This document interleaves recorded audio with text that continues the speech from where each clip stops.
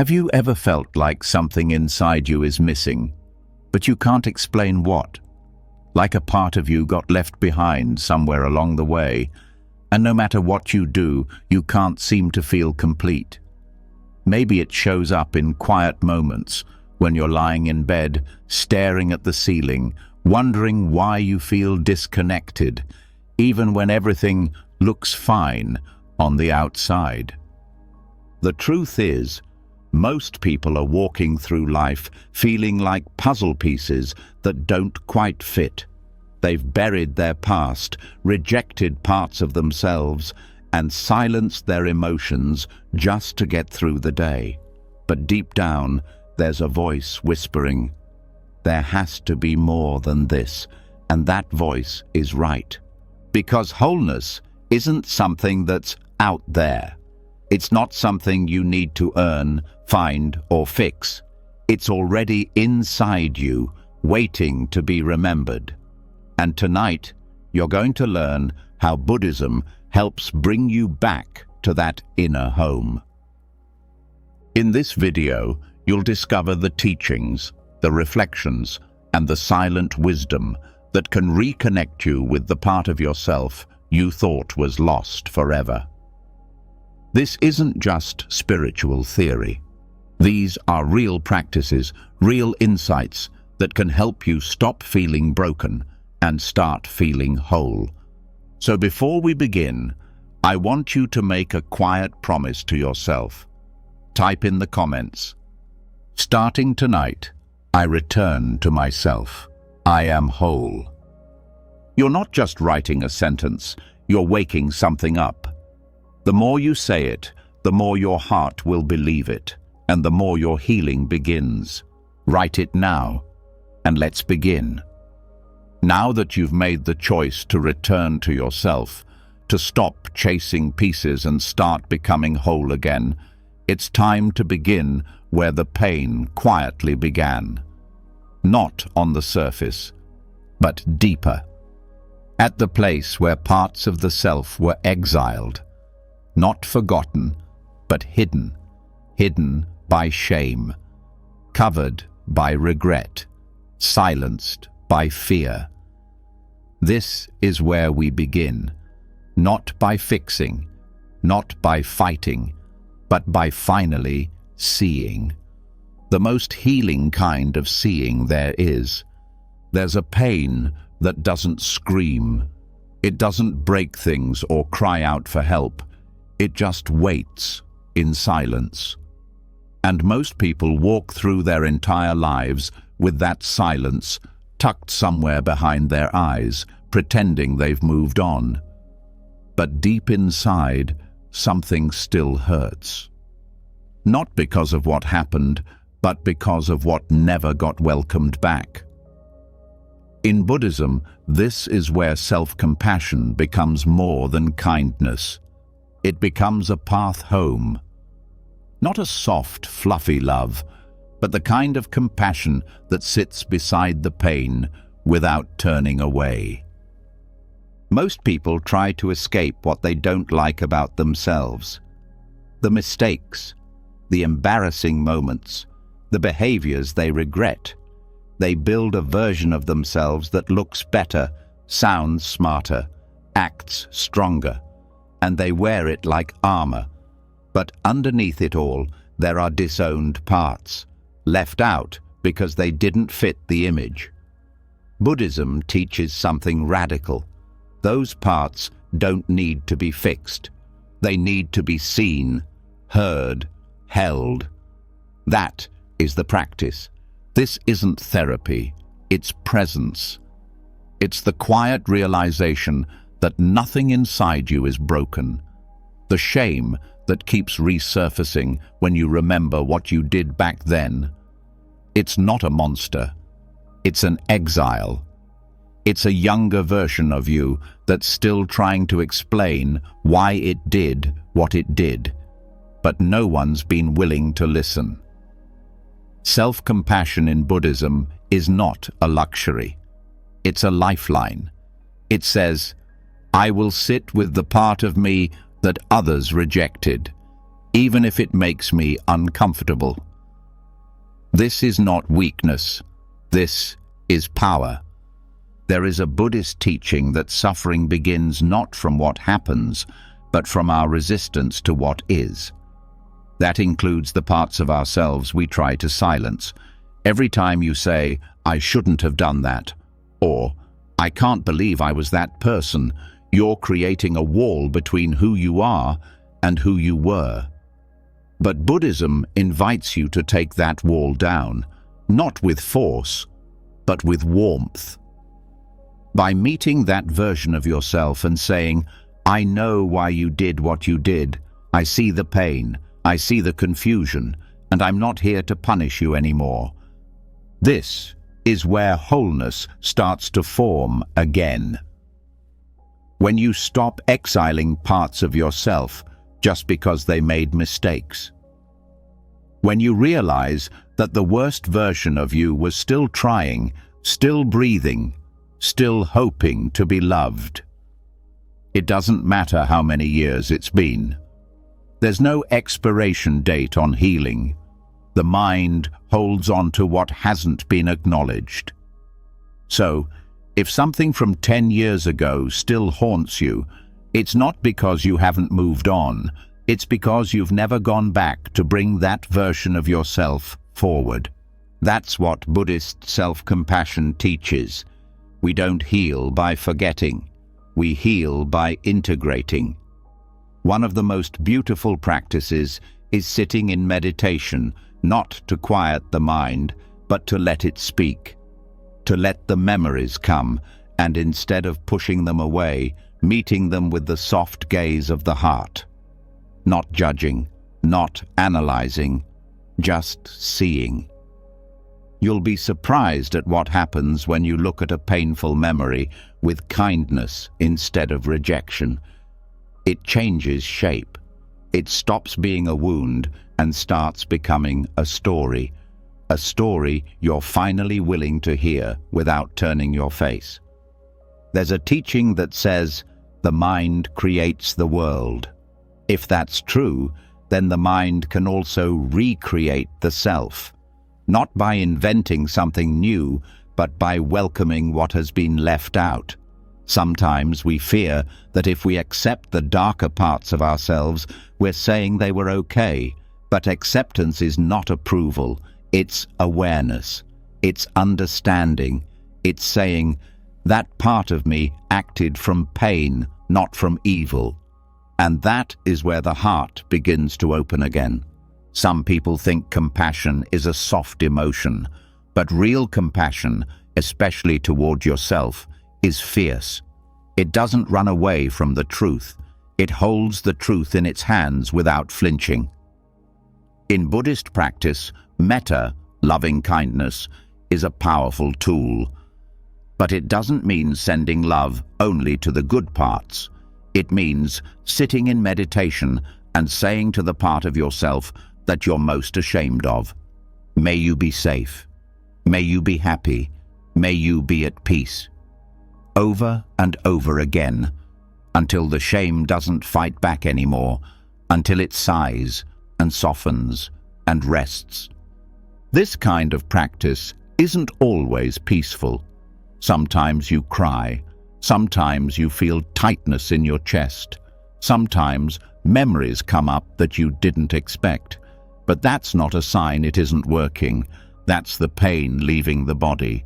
That's the part of you that's been locked away, starting to believe it might be safe to come out again. Buddhist teacher Tara Brach often talks about radical acceptance. Not the kind that says, "Oh well, it happened," but the kind that says, "I see all of it, and I'm staying with it." That's where healing begins. Not when you try to get rid of what hurts, but when you sit beside it with quiet presence and say, "I'm here now. I'm not leaving you behind again." One of the deepest lessons in Buddhism is that the self isn't a fixed thing. It's a flowing river of experience, and yet, sometimes, we dam up certain parts. We say, that version of me doesn't deserve to flow forward. But everything changes when you realize that even the worst version of you was doing the best it could with the awareness it had at the time. This isn't an excuse. It's an understanding. And from understanding, the wall between now and then begins to melt. In Buddhist psychology, suffering comes from aversion, pushing away what is painful. But wholeness comes from embracing what has been pushed away. If you feel disconnected, it's not because something's wrong with you. It's because parts of you have been waiting to be acknowledged. The part that felt abandoned, the part that made the mistake, the part that lashed out, the part that broke down. None of them want to be in control. They just want to be seen. And once they are, they stop trying so hard to get your attention through pain. This is why Buddhist compassion is so powerful. It doesn't try to fix. It doesn't try to change what happened. It meets it with presence. The more you sit with your pain without trying to remove it, the more it changes shape on its own.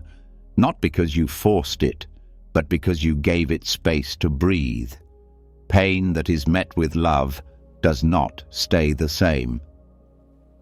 There's a moment in every healing journey where you realize that your past doesn't need to be rewritten. It just needs to be remembered differently, not with hatred, not with judgment, but with understanding. When you can look at a younger version of yourself and say, "You were scared, you were alone, and I forgive you," something inside you clicks back into place. And that click, that quiet click, is the sound of wholeness returning. You don't need a new personality. You don't need to rebuild yourself from scratch. You are not a house that needs to be torn down and rebuilt. You're a house that's always been whole, but had rooms locked away. Rooms full of memories, rooms full of fears, rooms full of versions of you that were too loud, too sad, too confused.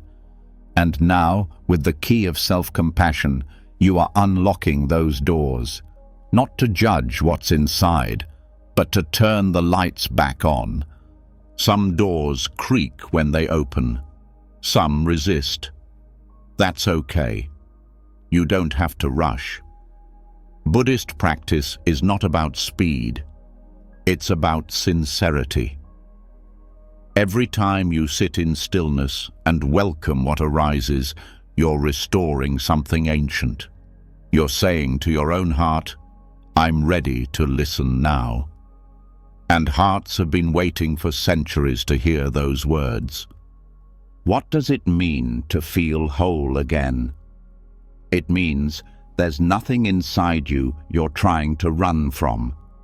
It means you can sit in silence without feeling like you're about to be chased by a memory. It means you trust yourself enough to feel everything without falling apart. That kind of trust is rare, but it's possible. It begins not with a grand decision, but with a quiet breath and a choice to stay. Every scar you carry tells a story, but not all stories are meant to end in pain. Some are meant to become lessons, and some, when viewed through the eyes of compassion, become sacred. Not because the pain was beautiful, but because the healing is. When you stop trying to erase your past and start listening to it, you turn wounds into wisdom.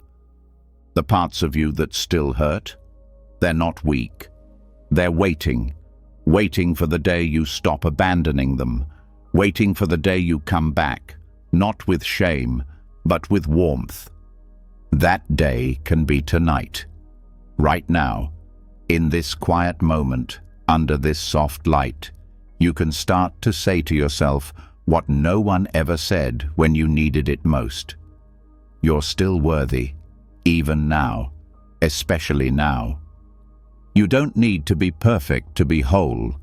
You just need to stop pretending that wholeness means perfection.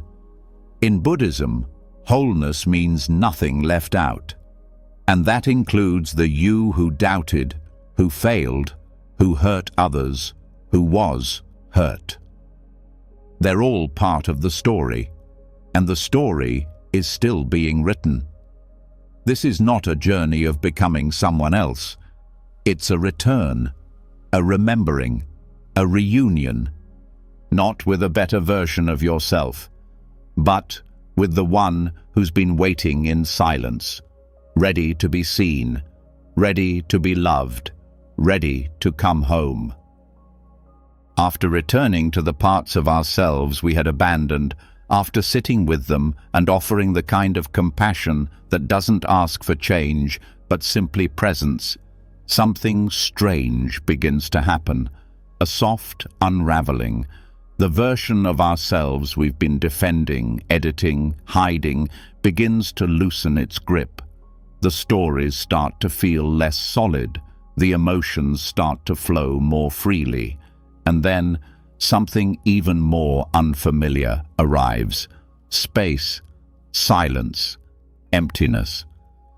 And for most people, that's where the panic sets in. Because when the noise disappears, they think something is missing.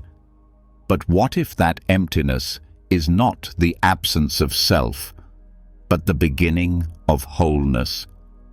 There is a teaching in Buddhism so powerful it has frightened minds for centuries and yet quietly healed them in ways nothing else could. It's the teaching of emptiness, not emptiness as despair, not as hollowness or numbness, but as shunyata, the ultimate truth that everything we cling to is without a permanent, fixed identity. And while that may sound terrifying to the mind that wants to be someone, it is pure liberation to the heart that wants to be free. Most people carry their identities like armor. I am this. I am not that. This is what happened to me. This is what I became. But underneath it all, there's a whisper of exhaustion, because holding on is heavy. The more tightly one grips the idea of who they are, the more life feels like a battle. But when one begins to loosen that grip, not by force but by insight, something opens. The belief that one must be a certain way, achieve a certain goal, or overcome a certain flaw begins to dissolve. Not into nothingness, but into a kind of fullness that can't be explained, only felt. That is the paradox of shunyata. When you stop clinging to form, form becomes light. When you stop needing identity to be solid, you become free to move through life like water. There's a subtle trap hidden in the spiritual path, the belief that wholeness comes from building a better self, a more peaceful self, a more mindful self. But this subtle striving is still clinging. It still depends on the illusion that there is a fixed you who must be repaired. Shunyata whispers something much more radical. There is no fixed self to improve. There is only experience arising and passing, feelings coming and going, thoughts appearing and dissolving. And when this is deeply seen, not as philosophy, but as reality, there is a lightness that no success or achievement could ever bring. People are afraid of emptiness because they think it means being nobody. But what's being offered is not erasure, it's spaciousness, the space to be fully alive without the constant pressure to perform, define, and control. In the light of shunyata, emotions are allowed to flow through like wind through a tree. They no longer become who you are. Anger comes, stays, and leaves. Sadness rises, teaches, and fades. Joy visits, glows, and moves on. There's no clinging to them, and so there's no suffering in their departure. This emptiness is not cold. It's the opposite. It's warm because it has no need to judge. Without a fixed identity to defend, the heart becomes like a sky that welcomes every kind of weather. There's nothing to protect, so everything can be seen. It's not the death of self, it's the death of false certainty. The certainty that you must always be happy, that you must always know, that you must always be right. In emptiness, there's no one left to be embarrassed, because there's no performance left to uphold. Some misunderstand shunyata and think it means detachment from life. But in reality, it is the deepest intimacy with life. Without clinging, you can finally touch things fully. You can listen without needing to reply. You can love without needing to possess. You can cry without needing to explain. Because there is no self to protect. Just awareness, awake and free, moving through each moment like a gentle wind through tall grass. This realization doesn't come from thinking about it. It comes from sitting with silence long enough to see what arises when the mind is not constantly being fed. And what arises, at first, may be discomfort, because the mind will scream for something to hold on to, a label, a plan, a memory, a goal. But if you can sit through that screaming, if you can just breathe and watch, you begin to see what's behind the noise. And what's behind it is not more content, it's clarity, spacious, open, kind clarity. It takes courage to not immediately fill the space, to not reach for the next distraction. But in that space, healing happens, because the mind is no longer trying to fix anything. It's not trying to be anything, it's just here. And being here, fully and quietly, is where the illusion of separation ends. Not just separation from others, but separation from life itself. When there's no longer a rigid self standing apart, life flows into you, and you flow into it. And that flow feels like wholeness. Shunyata does not erase the world. It reveals its texture. Without the constant filter of ego, things become vivid. Tea tastes more alive. The wind feels more direct. A friend's words land more deeply. Life is no longer being filtered through, what does this mean for me? It is simply seen, heard, felt, fully. And in that full experience, the need to label or grasp disappears, because the moment itself is enough. There is a reason why many Buddhist masters speak more in silence than in words. It's not because they don't know what to say. It's because what they've realized cannot be spoken. Not because it's too complex, but because words are too solid. And shunyata is not solid. It's spacious, it moves, it breathes, it holds everything but clings to nothing. And to live from that place is not to become distant from the world, it is to become one with it. When the idea of self drops away, compassion becomes natural, not as a strategy, not as a moral code, but as an effortless expression of connectedness. You don't need to force yourself to be kind. You see others suffering and you feel it as your own. Because the boundary between me and you has softened. In emptiness, love is not personal. It is vast. It does not depend on liking. It does not need to be earned. It flows simply because there's no one trying to control it. Most suffering comes from clinging to opinions, to people, to outcomes, to identities. And the root of clinging is fear. Fear that without those things there will be nothing left.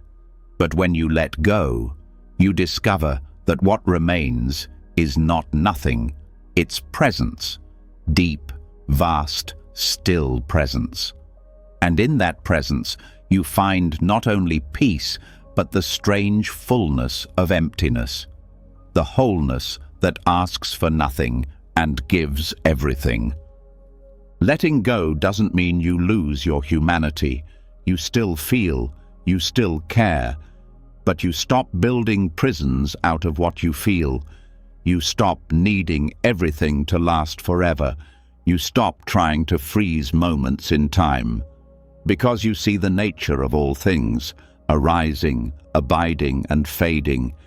And instead of fearing this, you begin to bow to it, because it's beautiful, because it's true. Shunyata teaches you to hold lightly, not because nothing matters, but because everything is already passing. So instead of grasping, you savor. Instead of rushing, you breathe. Instead of controlling, you bow. And in that bowing, you return to something ancient inside you, something that knows this life is not to be mastered, it is to be danced with. There's no need to become a monk or study scriptures for decades to feel this. It starts with one breath, one moment where you let go of the commentary and feel what's underneath. 1 second where you stop trying to become someone and just allow yourself to be no one in particular. That's where the doorway opens, not with effort, but with release. When thoughts come, you watch. When they go, you don't follow. When emotions rise, you feel. When they fall, you don't panic. This gentle watching is the path. And as you walk it, you begin to realize you were never broken. You were just buried under layers of noise.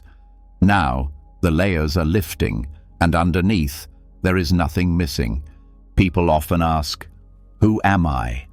and search for an answer that feels solid. But the most liberating answer is silence. Not because the question doesn't matter, but because the asking dissolves when it's met with space. In that space, there's no need to be someone specific. There's only the joy of being, the raw aliveness of existing without explanation. Shunyata does not mean nothingness. It means freedom from false solidity. It means life without the heavy backpack of me, mine, I must.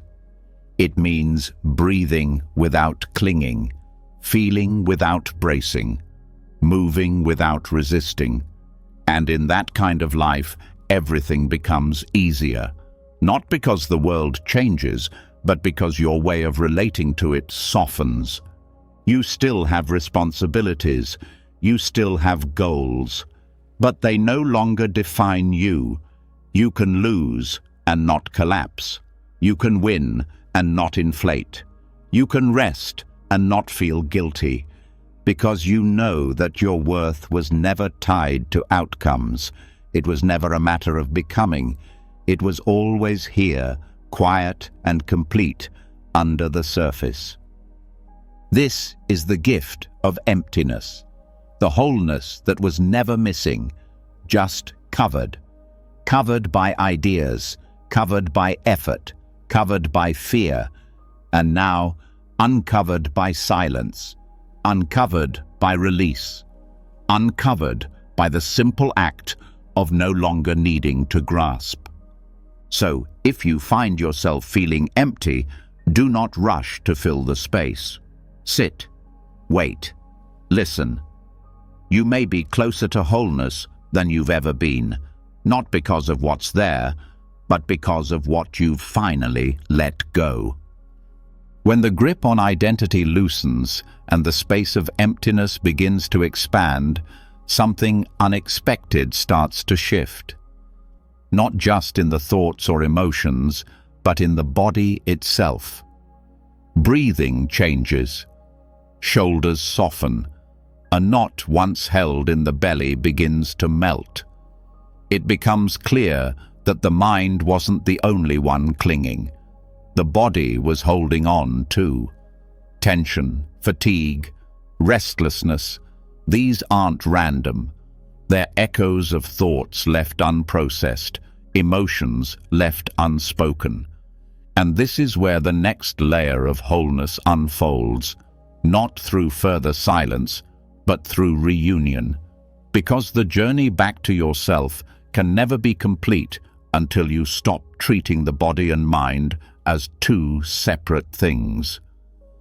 There's a strange belief that has been passed down through culture and habit that the body is just a container, a shell, a thing to carry the real essence, the mind.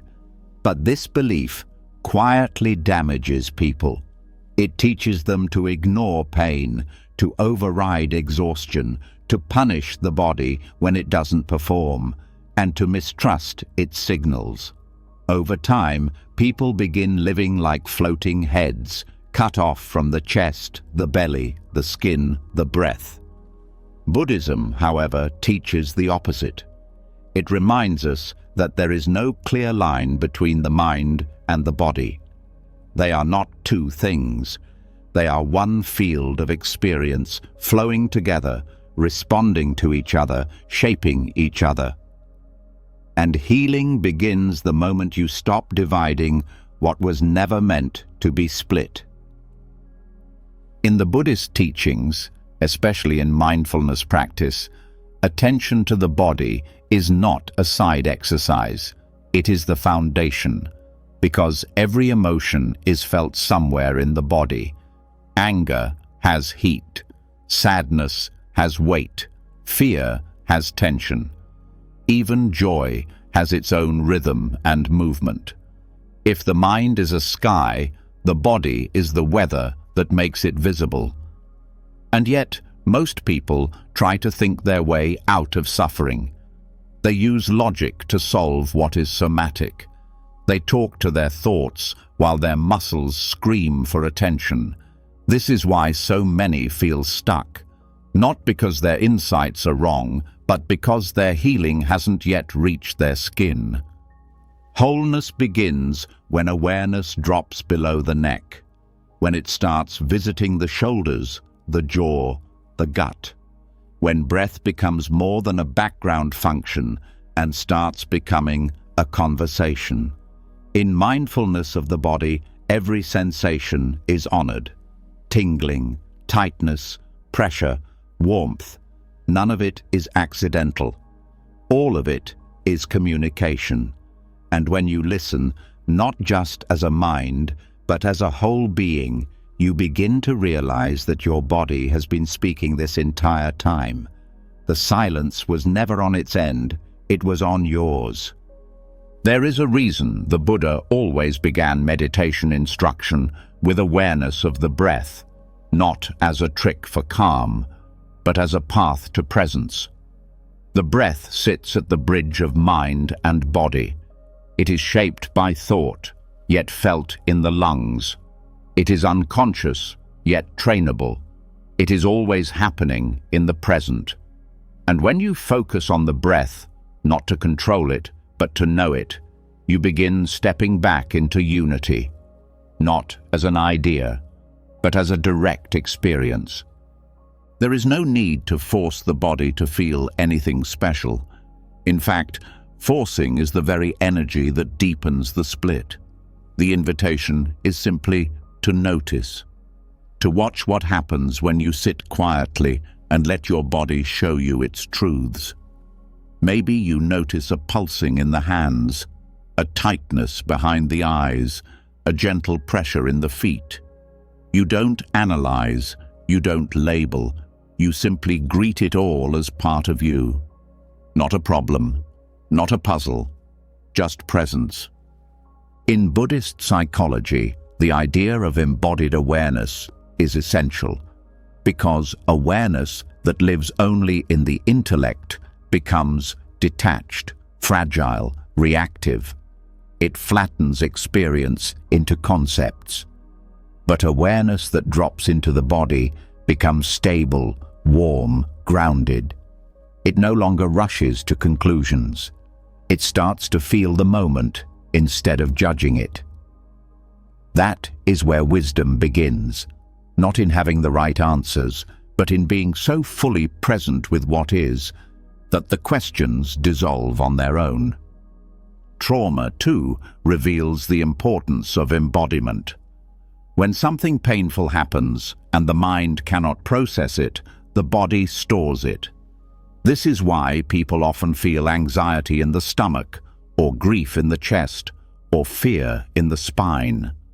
These are not metaphors, they are biological truths, and no amount of mental clarity will erase them. They must be felt, witnessed, held, not once, but again and again, with patience and care.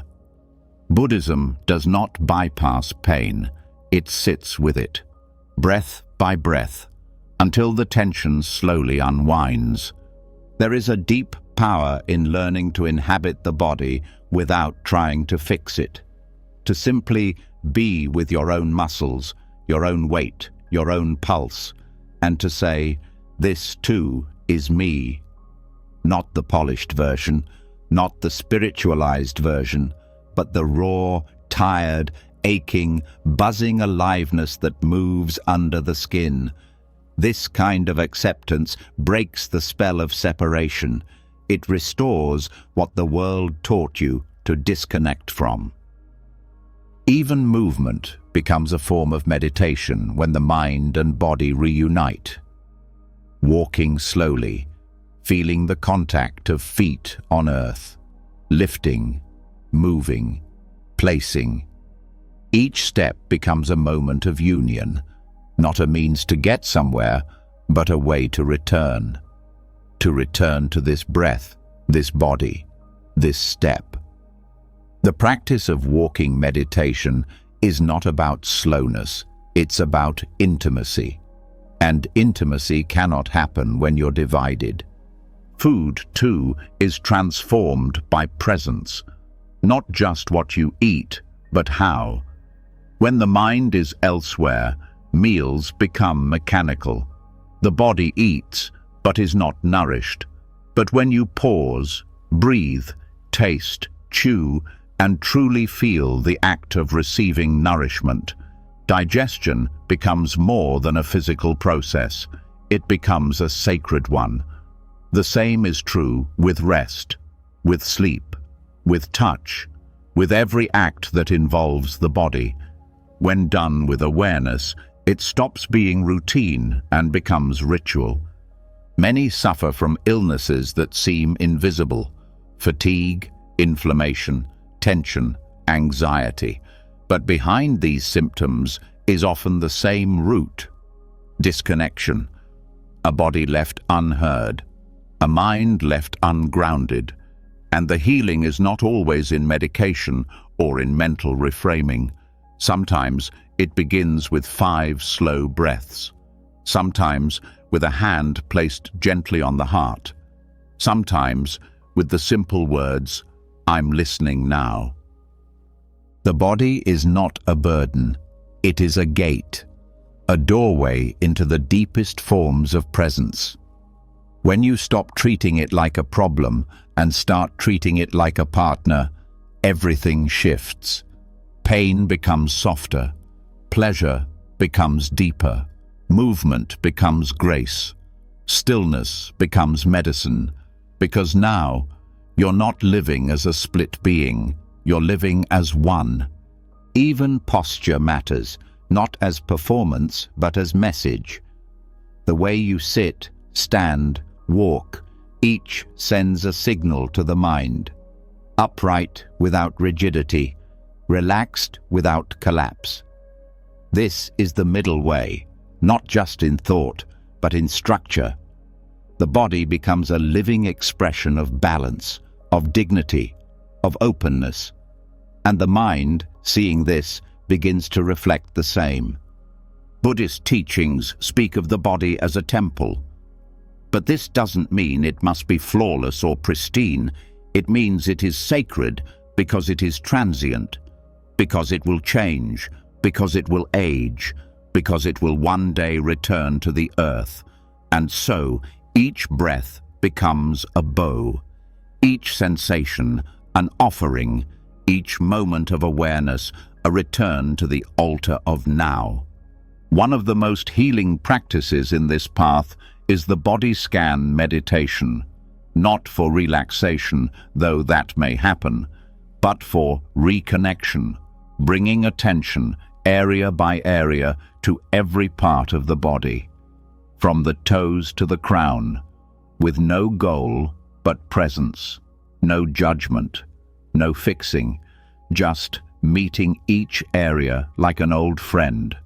Some parts may feel tense, others dull, others alive. All are welcome. All are part of the reunion. Gratitude arises not from forced affirmation, but from contact. When you truly feel the lungs working, the hands holding, the legs carrying, the heart beating, you begin to see just how much life is happening without your control. And in that realization, gratitude flows, not as obligation, but as awe. The body, despite all it has endured, is still showing up, still breathing, still listening for your return. Sleep deepens when the body is trusted. Pain eases when it is not judged. Anxiety fades when breath becomes home. These are not spiritual theories, they are lived truths, and they begin not with massive effort, but with simple noticing. The rise and fall of the belly, the air touching the skin, the sound of the breath moving through the nose. These are doors, always open, always waiting. Even emotions that feel overwhelming become more manageable when anchored in the body. Instead of spiraling into thought, you learn to ask, where is this felt? And you breathe there, and you soften there. And slowly, the storm passes, not because you controlled it, but because you stayed with it. And it realized it didn't need to scream anymore to be heard. The mind and body do not need to be forced into unity. They are already united. The illusion is that they're separate.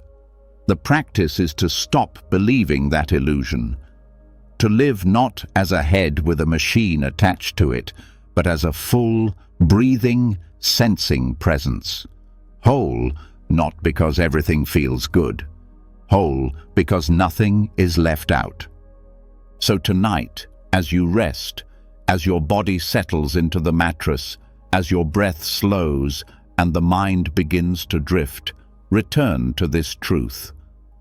There is no distance between your thoughts and your spine, your heart and your hands, your awareness and your cells. All of it is one field, one presence, one self, not divided. As the body softens and the mind begins to rest within it, a strange kind of clarity begins to unfold. Not a mental understanding, but a quiet recognition that what once felt separate, thoughts, sensations, feelings, is now moving in rhythm. The mind is no longer hovering above life, it is inside it. And when this happens, something deeper begins to loosen. The constant voice that narrates everything starts to lose its grip. The explanations, the justifications, the inner monologue, the why and how of everything you are. And for the first time in a long time, there's a silence not only in the body, but in the story. Because true healing isn't only physical, it begins where identity no longer has to be defined by what hurt. There's something deeply exhausting about always needing a story, about always needing to explain who you are, where you came from, why you act the way you do. People tell themselves stories not just to remember the past, but to make it make sense, to feel less lost. But after a while, the story becomes a prison. Not because it's false, but because it's incomplete, and yet it's treated as final. It's repeated so many times that it begins to feel like truth. This is the story of me, the story of my pain, my survival, my failures, my identity. But Buddhism gently asks a question few people dare to ask. What happens if the story is put down? This doesn't mean forgetting the past. It means stepping outside the frame. It means no longer needing to be the hero, the victim, the broken one, or the one who overcame. It means realizing that while the past shaped you, it doesn't own you. And when you stop telling the story on loop, something rare happens. You begin to feel what's underneath the words, the raw experience that doesn't need to be named to be felt. The breath, the presence, the life that continues even when the story stops. Buddhist teachings don't reject memory, but they do invite you to see its limits. The narrative self, the part of the mind that weaves everything into meaning, is not who you are. It's a function, a storyteller, useful sometimes, but not always accurate, and certainly not always kind. Left unchecked, it turns every mistake into proof of inadequacy, every loss into identity, every experience into a role that must now be performed forever. But the truth is simpler. You are not the story. You are the awareness of the story. You are the space in which the story arises and eventually fades. Letting go of the story does not mean becoming indifferent. It means becoming free. Free from the pressure to explain yourself. Free from the compulsion to justify why you're still hurting. Free from the need to be seen in a certain way. Most people aren't suffering from what happened. They're suffering from what they've told themselves it meant. The mind is trying to protect itself by giving pain a purpose. But sometimes pain just is. It doesn't need to be wrapped in a title. It doesn't need to be a label that follows you. This is not a denial of history. It's a return to the present. When you sit with the breath, when you feel the body rise and fall without a story attached, you realize how little is actually wrong in this moment. The past is not here. The identity is not needed. You are breathing, you are sitting, you are aware. That's enough. That's everything. And from this place, you begin to see that peace was never about fixing the past. It was about no longer dragging it through every moment like a shadow. The narrative self is loud because it wants security. It wants to know who it is. But Buddhism points to the truth that self is not fixed. It is fluid, changing, empty of solidity. And that's not frightening. It's freeing. Because if the self is not solid, then you don't have to keep defending it. You don't have to prove yourself. You don't have to hold on to pain just because it's part of the plot. You can simply live, without narration, without summary, just breath, step, sound, silence. This doesn't mean there is no learning from the past. It means the learning becomes quiet. It becomes embodied. You carry the lesson without needing the label. The story may return, but now you see it for what it is, just words, just thoughts, passing like clouds, and you, the awareness beneath them, remain untouched, unshaken. When you meet someone who no longer needs a story, there is a lightness to them. They don't try to impress. They don't try to justify. They don't interrupt their presence with explanations. They are simply there, fully. And because they are not bound to a story, they are free to change, free to respond, free to love without protecting a fragile identity. The story says, "This is who I am." Buddhism replies, "Is that so?" It's not confrontation, it's curiosity, a gentle invitation to look again, to ask, what happens when I stop repeating this? And in that gap, something timeless opens, a peace that isn't earned, a stillness that doesn't depend on resolution. It's the space that's always been underneath the plot line, waiting for you to return. You may feel grief when the story starts to dissolve. That's normal. The identity you've held on to has been your protection. It's been the way you made sense of chaos. Letting it go can feel like loss. But what you're losing is not yourself. It's the cage. And what remains is so much bigger, more open, more alive. You begin to notice how much of your energy was spent rehearsing, editing, retelling. Now that energy returns, not to a role, but to life. This isn't about having no history, it's about not being reduced to it. Not every chapter defines the whole book. Not every pain becomes a lifelong scar. Some things just happen, and then they end. And when you stop picking them back up, you give yourself space to feel something new, something unedited, something real. Meditation helps here, not because it gives you insight, but because it gives you distance. You begin to hear the story playing, and instead of following it, you watch. You say, "Ah, there's the voice again," and you return to the breath, again and again, until the voice grows quiet, not silenced by force, but by lack of attention. It's okay to still feel emotions tied to the story, but now you can feel them without being them. You can cry without becoming the one who suffers.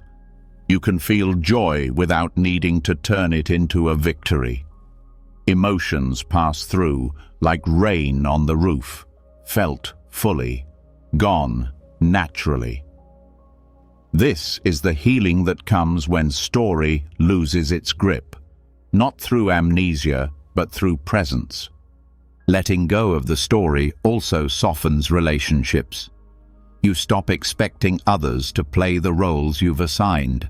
You stop defending your part. You start seeing people as they are now, not as they were in your script.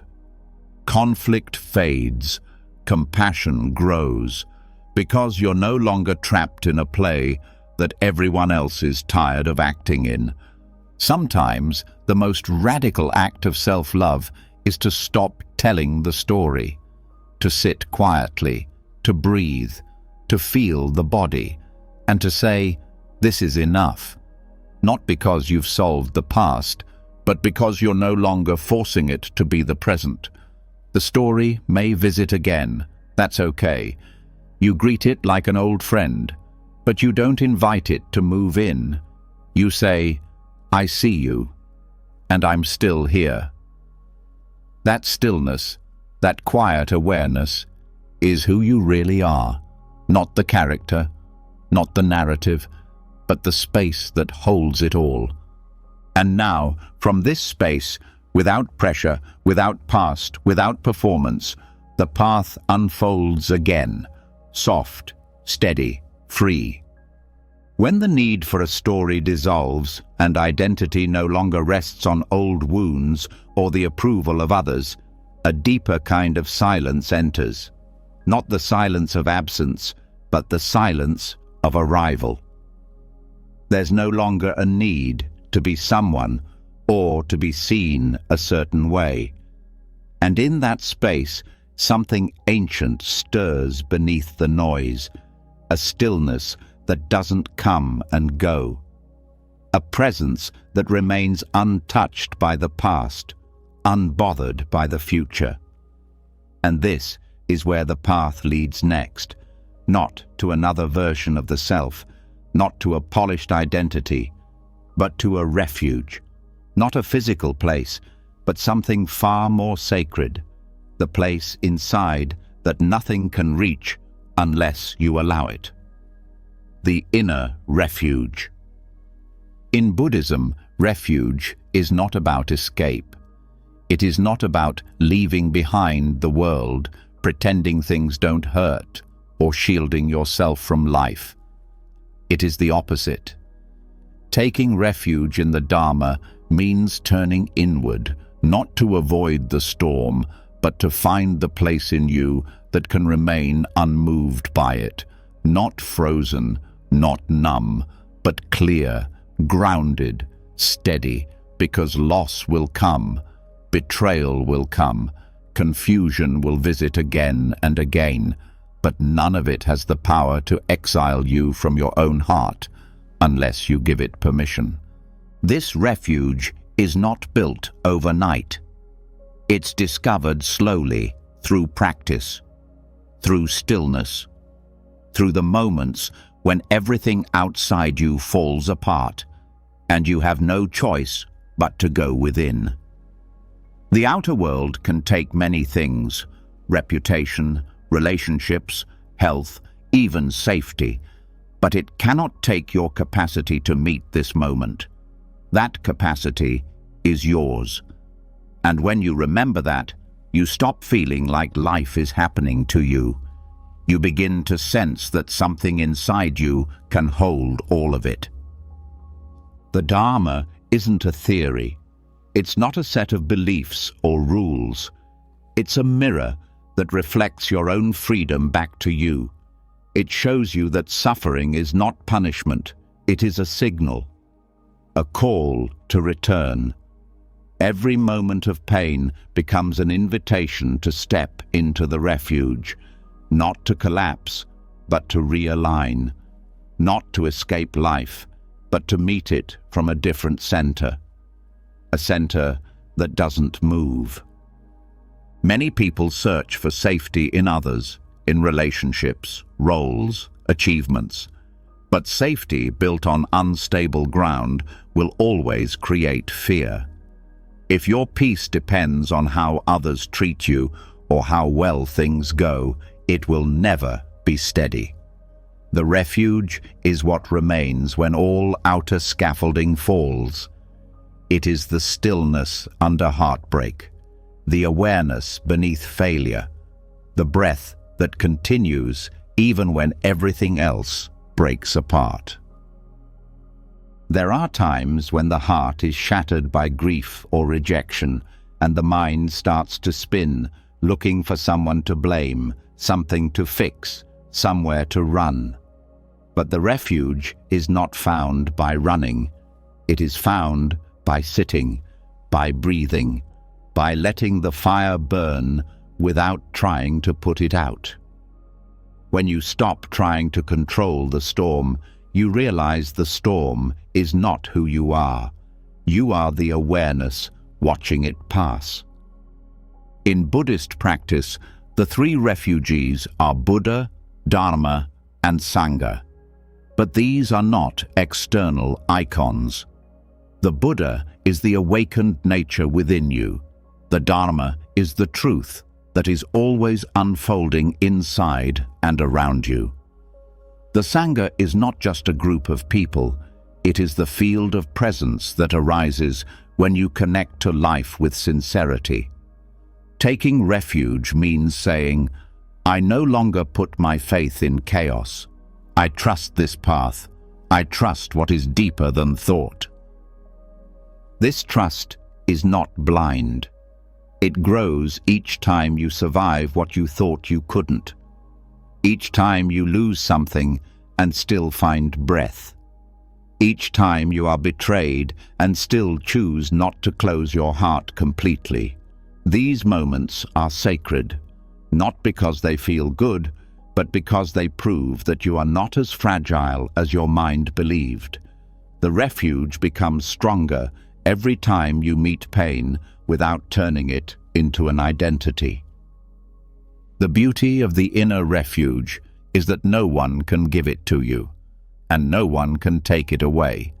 It doesn't depend on language, on culture, on belief. It's there in the silence of your breath, in the stillness of your spine, in the space behind your eyes when you close them and let yourself simply be. It's not something you create, it's something you uncover. You might doubt it at first, especially if life has taught you that safety is always conditional. You may search for proof that it exists, but the proof is always the same. When you stop trying to be somewhere else and you breathe deeply into the moment you're in, you feel it. Not always dramatically. Sometimes it's subtle, a softening in the belly, a lessening of mental noise, a flicker of peace. That's it. That's the door. When pain arises, the reflex is to resist. But the Dharma teaches a different response, to bow, not in defeat, but in reverence, to say, this too is part of the path. And when you do that, when you bow instead of break, you find yourself inside the refuge. You're no longer fighting life. You're flowing with it. You stop asking, why is this happening to me? And you start asking, what can I meet here, gently? The refuge is not passive. It's not waiting for life to get better. It is active stillness. It is choosing again and again to meet this moment with presence instead of panic, to trust the breath more than the story, to stay close to what's real instead of what's loud. And over time, this choice becomes natural. You start reaching for awareness the way you once reached for control. In the refuge, thoughts don't stop. Emotions don't disappear, but their power to define you weakens. You begin to see that you are not your fear, not your anger, not your sadness. You are the space they move through. You are the one who sees without judgment, and that seeing is the medicine, not because it changes what you feel, but because it holds what you feel without collapse. There may still be chaos outside, there may still be heartbreak, but in the refuge, you are not destroyed by it. You are moved, but not shattered. You cry, but you are not undone. You feel, but you are not lost. Because something in you is anchored, not in control, not in denial, but in truth. And truth is the only place peace can live. Taking refuge is not a one-time act. It's a practice, a remembering. Every time you come back to the breath, you're returning. Every time you pause before reacting, you're deepening it. Every time you let go of needing answers and choose to be present instead, you are stepping back inside. It becomes less of a sanctuary you run to and more of a home you never left. And perhaps the most beautiful part is this. Once you find the refuge in yourself, you begin to become a refuge for others. Not by giving advice, not by solving their problems, but by your presence. People feel safe around someone who doesn't need to fix them, who can sit in silence and offer space without fear. That's the gift of walking this path. Your healing becomes the doorway through which others feel seen. The world is loud. It will always try to pull you out of yourself. It will tempt you with roles, arguments, identities, distractions. But the Dharma offers a different kind of power, not the power to dominate, but the power to remain centered in the middle of it all. When you stop needing outer stability because you've found something unshakable inside, you become free. There is no badge for this refuge, no title, no applause, but you'll know it when you feel it. When a part of you starts smiling in the middle of sorrow, when you take a breath in the middle of tension and everything softens just a little, when you realize you don't need to win or escape, you just need to return, and you do, again and again. No matter what has been lost, no matter who left, no matter what part of your life didn't turn out the way you hoped, this refuge is still here, quiet, steady, waiting, and the moment you remember it, you are already inside. You don't need permission, you don't need to earn it. Just breathe, just sit, just stay. And from this sacred center, the journey continues, not toward escape, but deeper into life, with a heart that is open, a mind that is clear, and a presence that knows, no matter what comes next, you are already home. After discovering the inner refuge, the space within that remains untouched, no matter what happens around you, something begins to shift in how pain is held. It's no longer treated as something to run from or erase. It becomes something to listen to sit beside, to hold gently without resistance. But still, there may be moments when the past rises again, those cracks, those broken pieces, those old memories that never fully faded. And this is where the next teaching quietly unfolds. What if the cracks are not flaws, but sacred? What if the broken parts aren't mistakes, but the places where the gold goes? In Zen, there's a practice known as kintsugi, the art of repairing broken pottery with gold. Instead of hiding the break, it is highlighted. Instead of disguising the damage, it is celebrated. The crack becomes part of the story. More than that, it becomes the most beautiful part. The object is not thrown away. It is made whole again. Not by pretending it was never broken, but by honoring the break itself. This is not just art. It is wisdom. It is a way of seeing. Healing, in this way, is not about restoration to the past. It is about transformation through presence. Wholeness isn't about going back to the version of yourself before the pain. It's about becoming someone who has walked through it and still stands, but now with more depth, more compassion, and more light. The cracks are not the end of the story. They are the beginning of something richer. Kintsugi awareness is the choice to see your scars as sacred joins, not defects. Many people carry shame around their past. They try to cover it with success, with kindness, with perfection. They build lives around pretending the cracks don't exist.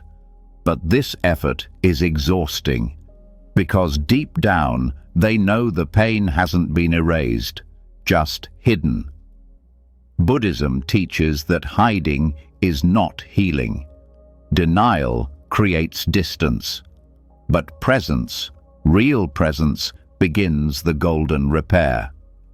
When you stop being afraid of the parts of yourself that hurt, you begin to include them. You stop building a wall between the past and the present and begin to melt it with understanding. Kintsugi awareness asks you to do something different than what the world teaches. Instead of fixing yourself in secret, it invites you to show up exactly as you are and say, "This is what I've survived. This is where I cracked. This is how I've been mended." It's not about dramatizing your pain. It's about telling the truth with dignity. The truth that every wound you carry has shaped you. And when those wounds are met with care, they don't harden you. They open you. They become doorways. There's a quiet power in being visible with your history. Not in a way that seeks pity or attention, but in a way that honors the path. You don't have to reveal everything to everyone, but you can stop hiding from yourself. You can look at what happened, not with fear, but with gentleness. You can ask, where did I break? And then, how did I rise again?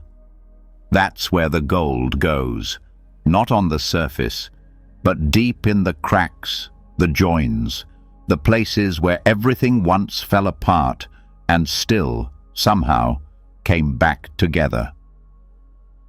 The practice of mindfulness becomes a way of tracing these golden lines. Each time you sit with your breath, you're not escaping your pain, you're illuminating it, not in a harsh spotlight, but in a warm glow. You're saying to yourself, I don't need to be unbroken to be whole. That sentence alone can change the way you carry your life. It means that healing is not becoming someone else, it's becoming more fully yourself. Wholeness, in this view, is not a smooth surface. It is textured, it has depth, it has stories woven into every part. You don't need to remove the history, you just need to meet it with new eyes. Eyes that don't flinch, eyes that understand that scars are not shameful, they are evidence of transformation. And when you truly see your own scars this way, you begin to see the scars of others differently too. You stop judging, you stop comparing. You begin to respect the quiet battles people carry. Compassion flows more easily from this kind of awareness. Because you've walked through your own pain with tenderness, you don't rush others through theirs. You stop demanding they get over it. You stop trying to fix. You simply sit with them, as you've learned to sit with yourself. This is the beauty of kintsugi awareness. It changes not just how you heal, but how you love. You no longer need people to be perfect. You simply need them to be real. In Zen, it is said that nothing is ever truly lost, only transformed. Even suffering can become part of wisdom. Even heartbreak can lead to awakening, but only if it is met fully, not with resistance, but with reverence. The cracks are not problems, they are maps. They lead you back to the places that need the most care. When you practice loving-kindness meditation, you might begin with yourself. You say, "May I be well." And it can feel strange because part of you believes you must earn that blessing, that you must fix yourself first. But when you practice from the perspective of kintsugi, you begin to include the broken parts in the blessing. You say, "May all of me be well, even the parts I've tried to hide, especially those." And something begins to shift. The heart doesn't need to be convinced anymore, it just softens. The metaphor of gold is important here, not because gold is expensive, but because it shines. The parts of you that cracked, the times you broke, those are the places where light can enter. They are more open than the rest. And if you stay close to them, with presence and breath and compassion, they start to glow. Not with perfection, but with truth. When people hear the word healing, they often think of getting back to who they used to be. But the old self is not the goal. The goal is integration, to gather all the pieces, including the ones you once rejected, and hold them together in a new way, stronger, softer, wiser. The new shape of you doesn't have to look like the old one. It's allowed to be different. It's allowed to be uneven and still be whole. The mind might resist this. It might say, "But if I accept my scars, won't I stop growing?" No. Acceptance is not the end of growth. It is the beginning of honest growth. When you no longer waste energy on hiding or pretending, you have more space for real movement. Growth that includes all of you, not just the parts that look good in public. Kintsugi awareness also changes how you relate to time. You no longer rush to get over it. You begin to trust the rhythm of healing. Some cracks mend quickly, others take years. That's okay. The gold will come in its own time. The only requirement is that you keep showing up, keep breathing, keep returning. You don't have to force the repair. You just have to keep honoring the pieces. And sometimes honoring means resting. Not every phase of healing is active. Some of it is stillness. Some of it is doing less, saying no, sitting quietly with your hands in your lap and letting your nervous system breathe. In those moments, you are still mending, still laying down gold, even if no one sees it. There is beauty in quiet resilience, in the parts of you that kept going without applause, in the strength that never made it into your biography. That too is gold, not flashy, not loud, but real. And when you start to see your life through this lens, you begin to walk differently. You carry yourself with the dignity of someone who knows their scars are sacred. The world will still try to sell you perfection. It will still reward appearances, but your practice becomes deeper than that. You learn to see beneath the surface. You learn to bow to what is raw, and in that bowing, you become unshakable, not because you're invincible, but because you are no longer afraid of falling apart. Every piece of your story belongs, not as proof of failure, but as proof of return. You are not the same person who broke.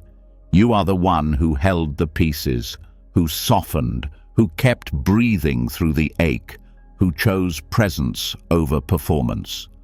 And that choice, again and again, is what lays the gold. So tonight, as you feel the weight of your body supported by the bed, as the breath rises and falls in its quiet rhythm, let yourself feel the joins, not the pain, but the proof. You are still here. You are still whole, not because nothing broke, but because you returned, and you're still returning. Each breath, another thread in the golden seam.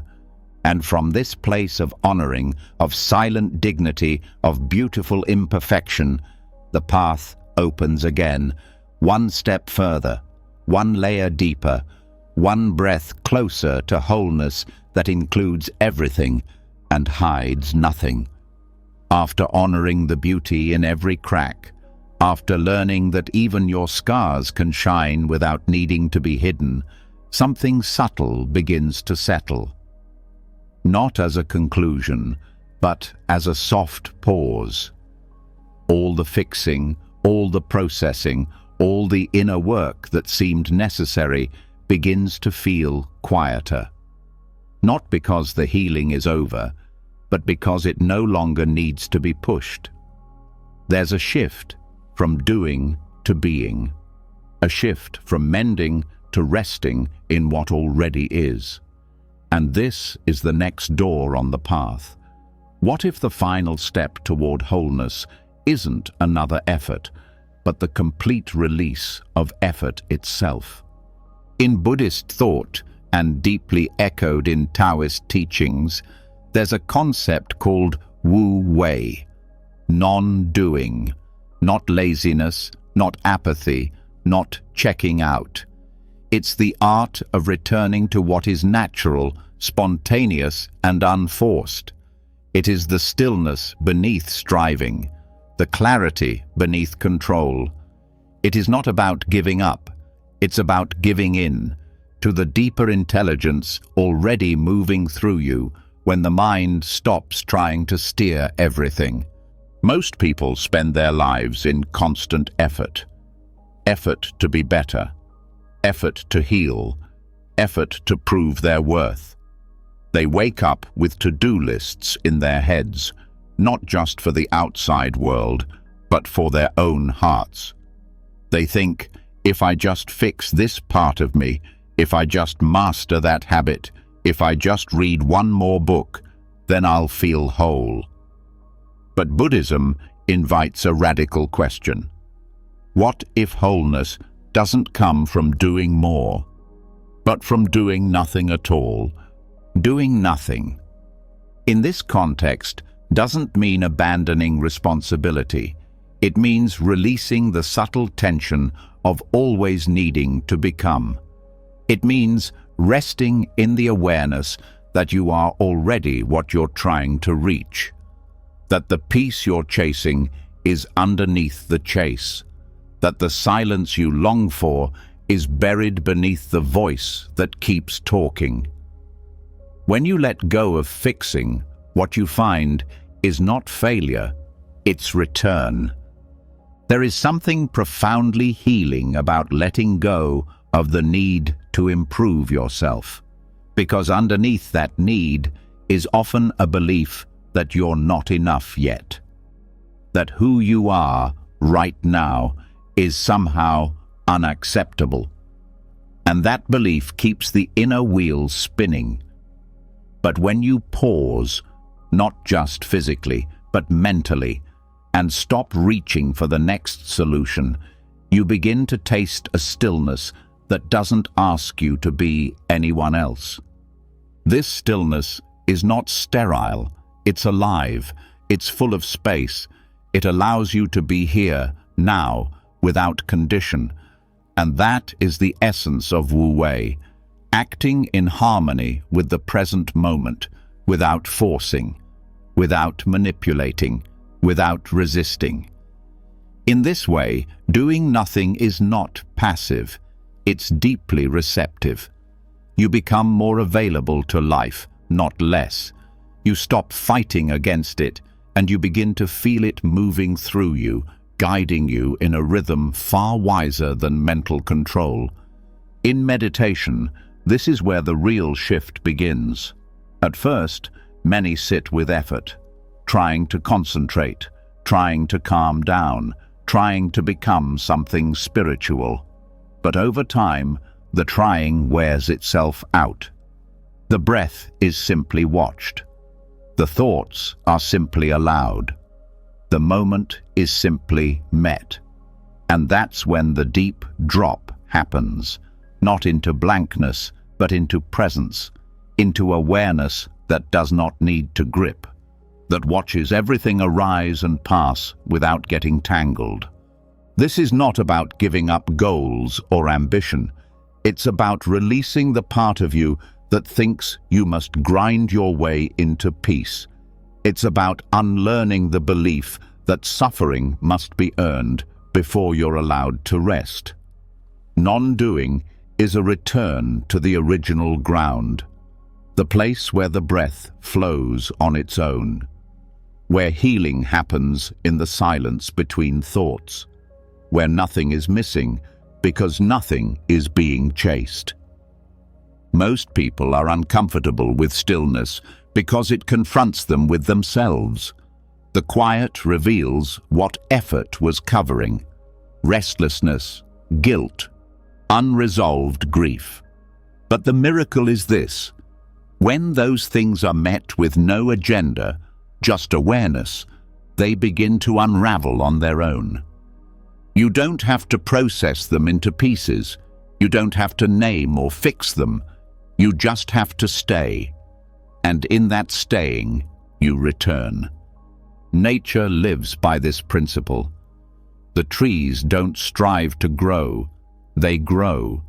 The sun doesn't force its light, it shines. The river doesn't think its way downstream, it flows. This is not passivity. This is trust. This is alignment with what already knows how to move through you if you stop blocking it with mental noise. Even in relationships, this way of being changes everything. When you stop managing people's perceptions, when you stop trying to control outcomes, when you sit in presence without needing to persuade or defend, you become magnetic. Not because you've performed something impressive, but because you are still. And that stillness makes others feel safe. It allows the space for something real to enter. Non-doing is also how intuition speaks, not through effort, but through silence, not through planning, but through presence. The next step, the right word, the needed pause, it rises when there's space for it. You don't need to figure everything out. You just need to be quiet enough to hear what already knows. This kind of rest is not exhaustion. It is restoration. You rest not because you're too tired to try, but because you finally realize there's nothing left to push. That the pushing was what kept you from arriving. And when you drop the push, your shoulders drop, your breath deepens, your thoughts slow, and in that space, life feels close again. The practice is simple. You sit, you breathe, and you let everything be as it is. Not because it's perfect, but because it is. You don't run from the discomfort. You don't cling to the comfort. You don't chase enlightenment. You sit in the middle of everything and allow. And this allowing becomes the doorway to wholeness, not because it gives you something new, but because it reveals what was always here beneath the striving. This is what the ancient masters meant when they spoke of the way. Not a path to walk, but a presence to return to. You don't have to become worthy of it. You just have to stop running from it. The way isn't far. It's as close as the next breath you're willing to feel fully, without changing anything. And in that breath, doing stops. Being begins. From this space, even action changes. You still move, still speak, still choose, but the movement is different. It flows from alignment, not anxiety. It arises naturally, without friction. It feels like being carried, not pushed. And even when life gets messy again, as it will, the stillness remains underneath. Because now you know how to return, not by effort, but by stopping effort. In the modern world, where value is often measured by productivity and performance, this teaching is revolutionary. It says you don't have to earn your place. You don't have to prove your worth. You don't have to constantly achieve to be whole. You are already enough, already here, already awake beneath the mind's noise. You just have to stop long enough to remember. And yes, the mind will resist. It will say, "You're wasting time." It will panic without a task. But let it. Watch it like you'd watch a child fussing before sleep. Let it exhaust itself. And in the silence that follows, feel what's been waiting underneath. The vast, quiet, living presence that asks for nothing but your willingness to stay. The truth is, the deepest healing often happens when you stop trying to heal, when you stop analyzing your wounds, when you stop turning your pain into a project, when you stop needing to be different from how you are. That is when the nervous system relaxes. That is when the heart opens. That is when the mind returns to its original clarity. Doing nothing doesn't mean withdrawing from life. It means meeting life without resistance, without agenda, without pushing. And from that meeting, real action arises. Not rushed, not forced, but rooted. The kind of action that feels natural, like breathing. The kind that doesn't deplete you because it's not coming from the mind's panic, but from the heart's knowing. So, tonight, if you feel tired, not just physically, but spiritually, let this be the permission you didn't know you needed. You can stop now. You can rest. You can let go of fixing. of striving, of trying to become. You are not late, you are not broken, you are here, and that's enough. Let the breath breathe itself. Let the thoughts rise and pass. Let the silence wrap around you like a blanket. You don't need to reach for peace. Just stop reaching. And there it is. Whole, quiet, already yours. And from that deep stillness, the journey continues, not forward, not backward, but deeper into presence. After resting in the stillness that asked for nothing, after releasing the endless effort to fix or strive or perform, something soft begins to stir within, a quiet awareness, a forgotten presence. Not of a problem, not of a concept, but of someone, small, unguarded, and long neglected. Not a memory, but a feeling, the one who was left behind during all the years of surviving, the one who wasn't comforted when they cried, the one who didn't understand why they were blamed, ignored, or told to grow up too soon, the one who quietly learned to disappear just to keep going. This part of you is not gone. It is still here, and it has waited silently for the day you would notice it again. That day is now. In Buddhism, healing is not about erasing the past. It is about bringing presence to what was never met with love. The practice of metta, or loving kindness, is not only for others. It is for the child inside, the one who internalized fear, shame, confusion, or loneliness, and had nowhere to place it. This is where befriending the inner orphan begins, not as a mental exercise, but as an act of radical compassion. It is not about remembering childhood details. It is about meeting the emotional imprint that still lives in your breath, in your nervous system, in your most reactive moments. The inner orphan is not a mistake. It is a younger version of you, frozen in time, still waiting for safety, for warmth, for someone to say, "I'm here now, you're not alone anymore." Many spiritual paths focus on transcending the self. But before transcendence, there must be reunion. You cannot abandon a part of yourself and expect to feel whole. You cannot meditate your way out of abandonment without first sitting beside it. Loving kindness toward the inner orphan is not indulgent.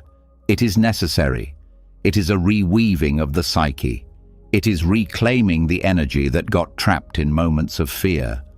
When you were scolded for crying, when you were punished for being honest, when you were left out, misunderstood, or simply unseen, that pain didn't vanish. It was buried. And it shows up now, not in words, but in your reactions. In the tightness when you're misunderstood, in the panic when you're left out, in the coldness that rises when you're scared and don't know how to ask for comfort. This isn't a flaw in you, it is a signal. A quiet whisper from the orphaned self saying, "Please don't leave me behind again." And now, with presence, you can respond differently. You don't have to run. You don't have to silence it. You can sit with it, breathe with it, offer it what it was always asking for, not answers, but gentleness. Start with the breath. Let it be slow. Let it be deep. Picture the younger self, not as a photograph, but as a feeling. The posture of loneliness, the weight of confusion, the ache of wanting to be held and not knowing how to ask. Don't judge it, just notice it, and begin to speak to it, not with explanations, but with warmth. You say, "I see you. I've come back for you. You didn't deserve the silence. You didn't deserve the blame. You were just trying to survive. This inner dialogue is not make-believe. It is repair. It is presence where there was once only absence. And the brain, the nervous system, the body, they respond. The orphan doesn't need you to fix the past. It needs to know it's not alone in the present, that it is no longer being abandoned by the very self it trusted to come back. Sometimes this practice brings emotion. Tears may come, trembling may arise, old memories may flash through like a storm. Let them. You don't need to understand everything. You just need to stay. Don't analyze the story. Just breathe and keep saying to that inner presence, I am here. I'm not leaving. As the inner orphan begins to feel safer, something profound starts to change. Reactions soften, triggers lessen. You stop needing to protect yourself so aggressively in relationships. You stop expecting others to parent the parts of you you've never met. You begin to notice that what you craved from others, approval, soothing, comfort, you can now begin offering to yourself. This is not self-sufficiency in the cold sense. It is reparenting. It is becoming the adult you always needed. This does not mean rejecting your actual parents. It means recognizing their limitations and no longer waiting for them to do what they couldn't. You give yourself permission to stop waiting. And in that moment, the orphan no longer clings to ghosts. It begins to rest in the warmth of your own attention. Loving kindness isn't forced. It grows with sincerity. Each time you feel hurt or reactive, ask yourself gently, is this the orphan speaking? If the answer is yes, you soften. You don't suppress the emotion. You don't act out from it. You turn inward and offer presence. This internal redirection changes the entire emotional landscape of your life. You move from abandonment to connection, not through others, but through the self that finally showed up. This practice also reveals your true strength. Not the strength of armor or indifference, but the strength to stay with what was once too painful to face. You realize that you are not fragile. You are capable of holding the full spectrum of your experience, including the oldest, tenderest parts. Over time, the inner orphan begins to speak less in panic and more in peace. It no longer screams, it whispers, and sometimes it simply rests. Not because it has been erased, but because it has been held. The reunion is complete not when the pain is gone, but when it no longer has to fight for attention, when it trusts that it will be seen without having to create chaos. This changes your presence in the world. You walk differently. You respond more gently. You listen more fully. Because you are no longer moving through life with an unspoken ache. You are walking beside someone you've made peace with, someone who used to hide in the dark and now walks in the light of your awareness. This kind of reparenting is not about technique. It is about presence. No script, no steps, just a willingness to return again and again to the breath, to the feeling, to the part of you that once felt forgotten. And every time you do, the orphan becomes less orphaned. It becomes part of the whole. And this integration is the very definition of healing. Not that nothing ever hurt, but that nothing is left behind. You are not divided. You are not split into the adult who functions and the child who suffers in silence. You are one, breathing, feeling, becoming. Let the world rush outside. Let the noise rise and fall. Inside, something quieter is happening. a homecoming, a warmth where there used to be cold, a presence where there used to be absence, and all of it built not by force, but by love. From this sacred reunion, the path continues, not into striving, not into escaping, but into deeper wholeness. Wholeness that now includes the part of you that waited the longest to be seen. After sitting with the inner orphan, after learning to hold the forgotten parts with quiet compassion and staying power, a new kind of peace starts to settle in. It's not loud or dramatic. It's not the kind of peace that makes headlines or sparks applause. It's the peace of knowing that you no longer abandon yourself, that the most vulnerable parts of your being have a place now, not because they were fixed, but because they were finally included. But even in that wholeness, another question begins to stir gently beneath the surface. A question that comes from the tension between acceptance and growth. If nothing is wrong with you, why do you still want to evolve? If you're healing, why do you still feel the need to become more? And if you're enough as you are, is it wrong to still want to change?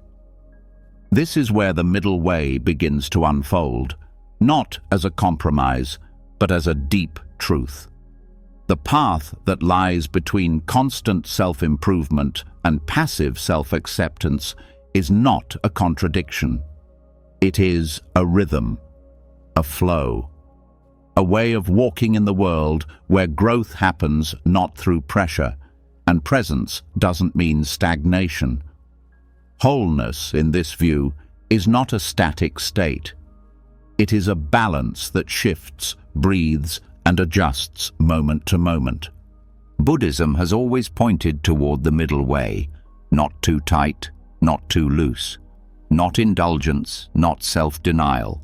And when it comes to our inner world, this teaching becomes even more necessary, because the culture often screams both messages at once. Be better, but love yourself, achieve more. But don't try too hard. This contradiction leads many into confusion or guilt. Either they're exhausted from striving or stuck in a kind of resignation disguised as peace. The middle way says there's another possibility: growth without self-rejection and acceptance without collapse. When you walk this path, you begin to sense when you're pushing too hard. You notice the strain, the tightness, the quiet message underneath your efforts that says, you're not enough until you change. And instead of obeying that voice, you pause, you breathe, you ask, can I grow from love instead? Growth doesn't stop, but the tone shifts. The pressure softens. You start evolving because it feels natural, not because you're trying to prove something. On the other side, when you sense yourself starting to settle into avoidance, telling yourself, this is just how I am, as a way of escaping the discomfort of change, you catch that too. You notice when presence becomes passive, when acceptance becomes avoidance. And again, you pause. You listen deeper. You ask, am I honoring myself right now or hiding from life? And the answer is usually clear when you're honest. This is not judgment, it's care. The middle way is about listening with precision, not performing perfection. This path isn't measured in dramatic moments. It's found in the ordinary, in how you speak to yourself when you make a mistake, in whether you meditate because you're punishing yourself or because you love your mind, in whether you push yourself to act because of shame or because of an inner calling that comes from stillness. Motivation doesn't disappear on this path. It just changes source. It begins to come from alignment instead of insecurity, The mind will try to trick you. It will say, if you accept yourself, you'll stop growing. But the truth is the opposite. Real growth only becomes sustainable when it is rooted in acceptance. Otherwise, it becomes a treadmill. You run faster, but never arrive. You achieve more, but never feel full. Self-acceptance gives growth roots. It allows your expansion to be honest, not performative. And when you grow from that place, the changes are deeper. They last.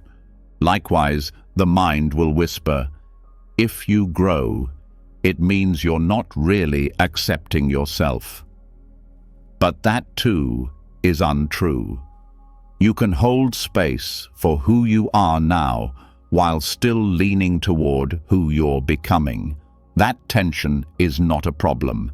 It's creative energy. It's the edge where transformation happens, not because you reject the present, but because you see the potential already inside it. This balance requires daily attention, not to control it, but to stay in relationship with it. Sometimes you'll lean more into rest, sometimes into effort. But the middle is not a fixed point. It's a moving center. You check in, you breathe, you ask, what am I doing out of fear? What am I doing out of love? And you shift, gently, repeatedly, with no drama. This also transforms how you relate to your spiritual path.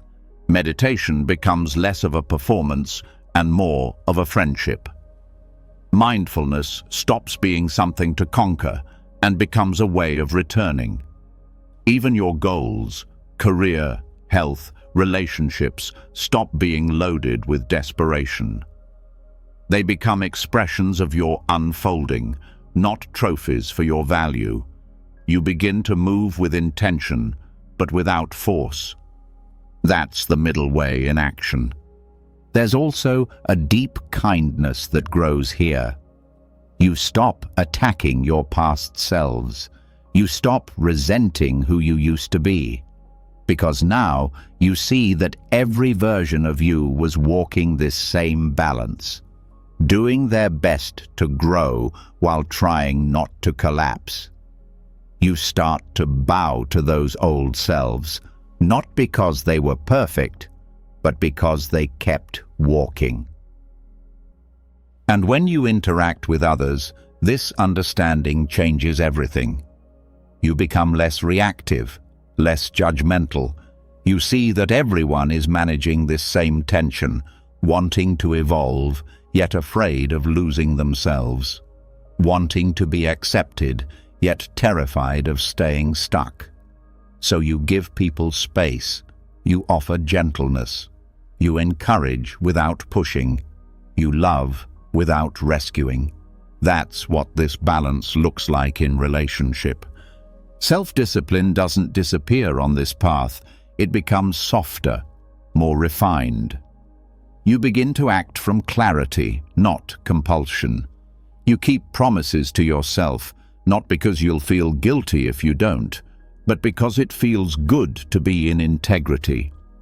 You begin to trust your inner timing. You let rest be part of progress.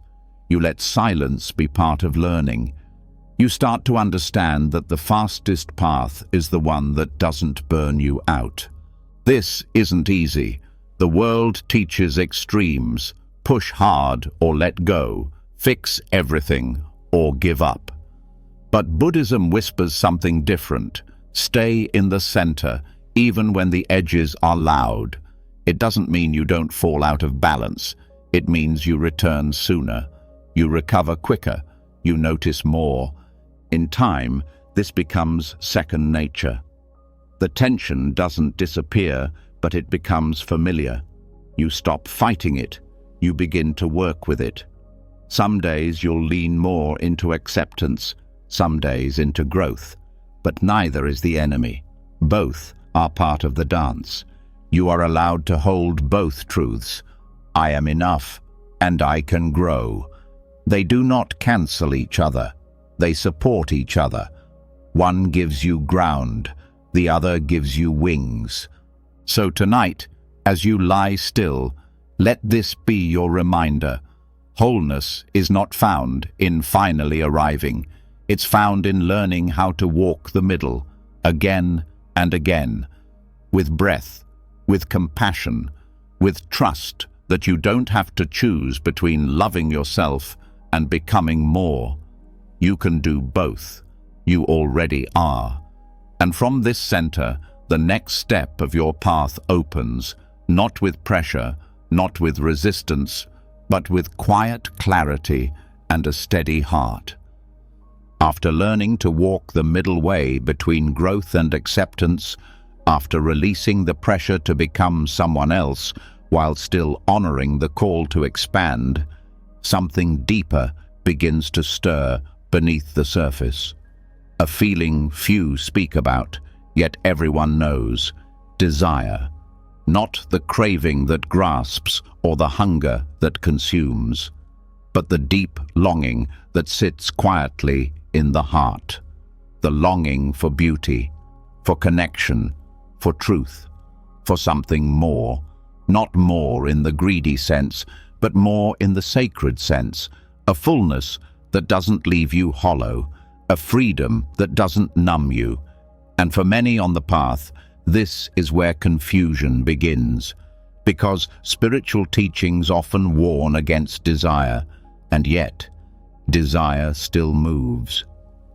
This is where Tantric Buddhism offers something unexpected.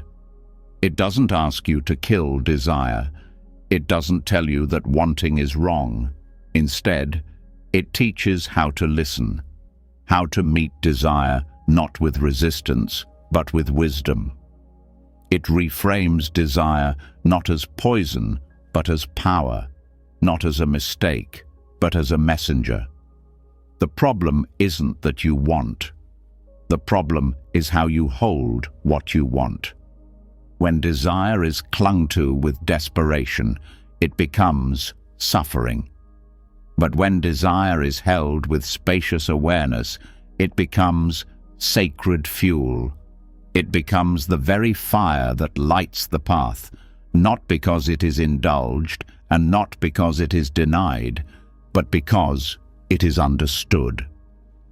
This understanding begins by noticing how desire moves through you, not in theory, but in sensation. Where does it land in the body? What does it whisper?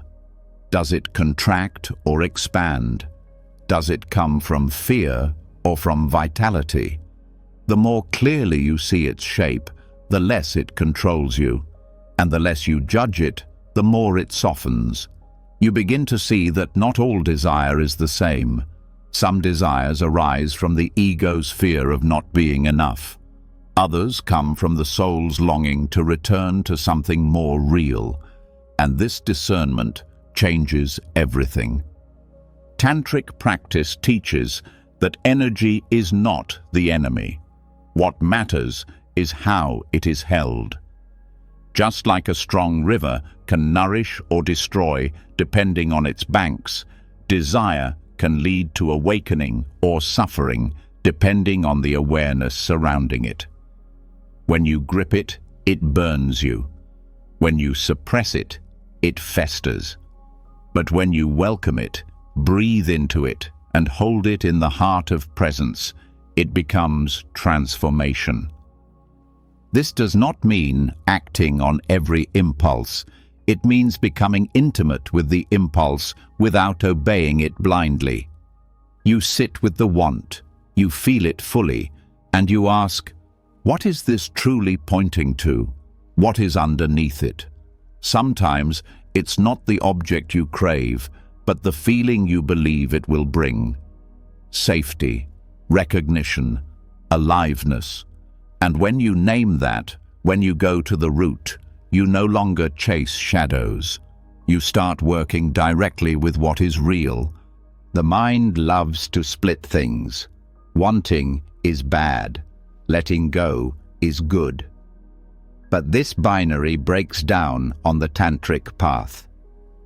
Here, Desire and renunciation are not opposites. They are dance partners. Letting go is not the suppression of desire. It is the spacious holding of it. And desire is not the abandonment of peace. It is the movement of life toward itself. In this view, the goal is not to stop feeling, but to feel without being consumed. This is what it means to transmute desire into awareness. You don't escape the energy. You allow it to rise, and then you meet it with presence so spacious that it cannot collapse into craving. It expands instead. It lifts. It opens the heart instead of closing it. It becomes a prayer instead of a demand. In daily life, this changes everything. You no longer fear your longings. You stop apologizing for wanting depth, connection, beauty, truth. But you also stop using those longings to chase things that cannot truly satisfy. You hold them like fire, carefully, reverently. You let the warmth reach you, but you don't burn. You trust the desire, but not its every direction. You listen more than you react. This doesn't mean you give up your goals or your passions. It means you meet them differently. You act not out of lack, but out of fullness. You move toward what matters, but you don't grip the outcome. You release the belief that you must get everything you want to be okay. And this releases a kind of joy that isn't dependent on results. It's the joy of integrity, of alignment, of moving with the current of life instead of against it. Desire, in this view, is not noise, it's music. But you have to learn how to listen, how to feel the beat without being hypnotized by it, how to dance without losing balance. This requires practice, presence, honesty.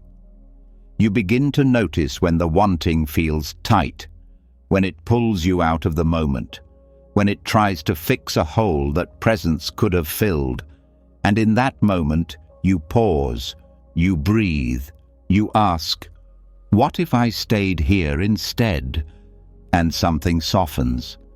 You don't need to act. You don't need to push.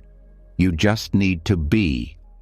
With the wanting, without the chase, with the feeling, without the story. And what happens next is not suppression, it's alchemy. The desire transforms. It becomes warmth in the chest, lightness in the spine, space in the mind, and the object you once thought would complete you no longer holds power over you, not because you forced it away, but because you saw through it, because you stayed, because you let it teach you instead of rule you. In relationships, this changes the entire dynamic. You stop needing others to complete a picture. You stop demanding that they soothe every hunger. You begin to share love, not from emptiness, but from presence. You no longer reach for them to escape yourself. You reach with awareness, with care, with freedom to stay or to let go. Desire remains, but now it's woven with clarity, with stillness. Tantric Buddhism doesn't erase longing, it refines it. It teaches that the deepest desire is not for a thing or a person, it's for union, for truth, for dissolving into something larger than the self. And when that longing is met with deep presence, it opens. It becomes devotion, not to an external God, but to life itself, to the sacredness of this moment, to the flame that wants nothing but to burn clearly. This is not abstract. It is felt in the breath, in the body, in the pause before you reach, in the space between thoughts, in the knowing that you are allowed to want, but you are not required to obey. You can hold the fire. You can rest with it. You can let it warm you without letting it burn down your house. And sometimes that means grieving the old way, grieving the part of you that chased endlessly, that begged the world to fill a space it didn't know how to enter, that grasped because it didn't yet know how to feel. You bless that version of yourself. You say, "Thank you," and you let it go. Not with coldness, but with love. Because now you are no longer running from desire, and you are no longer enslaved to it. You are walking with it, listening, holding, breathing. And in that space, the energy once called craving becomes something sacred, something quiet, something that no longer takes from you, but gives you back to yourself. This is not a final state. It's a path, a rhythm. Some days you'll chase, some days you'll grasp. But now you know how to return. You catch yourself faster, you soften more easily, and desire, once feared or worshipped, becomes what it was always meant to be. A wave you can ride, not drown in. So tonight, let every longing rise without judgment. Let every hunger speak. But instead of reaching for the thing, reach for presence, for the breath, for the awareness that can hold everything without needing to grab it. And let that awareness fill the space. Let it become more satisfying than the outcome ever could. And from that deep, still satisfaction, the journey continues, not toward more, not away from less, but into the center, where desire becomes light, where longing becomes clarity, and where you remember, once again, that nothing needs to be pushed away to find peace. It only needs to be held differently. After learning to sit with desire, not to obey or reject it, but to hold it with presence, a new kind of clarity starts to emerge. The mind becomes less tangled in wanting and more curious about what's really happening underneath it all. A quiet question starts to surface. If I'm not what I desire, and I'm not what I push away, then what exactly am I? Not in the sense of a label or a belief, but in a direct, lived experience. What is this self I keep trying to fix, defend, or define? And is it possible to meet that question not with conclusions, but with observation?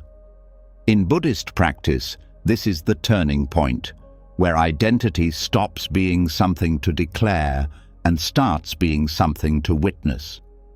This is where the teaching of the five aggregates becomes a doorway, not as a theory to memorize, but as a tool to explore what we call the self without needing to break it or glue it together.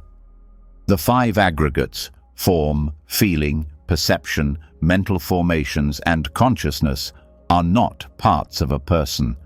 They are processes, streams of experience. Together, they create the illusion of a fixed self. But when observed clearly, they reveal something far more honest. There is no solid core. There is movement, pattern, flow, and wholeness is found not by clinging to one of these parts, but by seeing how they arise and pass like waves on a shore. This observation is not meant to destroy the self, it's meant to free it from illusion. You start to see the body as form, changing, aging, experiencing sensation. The form is not you. It is known by you. You see feelings arise, pleasant, unpleasant, neutral. These feelings don't define you. They visit you. You observe perceptions, your ability to recognize shapes, names, symbols, and emotional tones. These perceptions build a world, but they are not fixed. They depend on context, mood, memory. Then come the mental formations, your thoughts, beliefs, reactions, intentions. These often seem to be the core of the self, but when you really look, you see how quickly they change. One moment, confidence. The next, doubt. One moment, fear. The next, calm. These patterns move, and yet we tend to say, "That's me." But they are not the self. They are what the self watches. And finally, consciousness, the awareness that knows all of this is happening. Consciousness does not cling. It sees. It allows. It witnesses the other aggregates as they shift. And here's the subtle truth.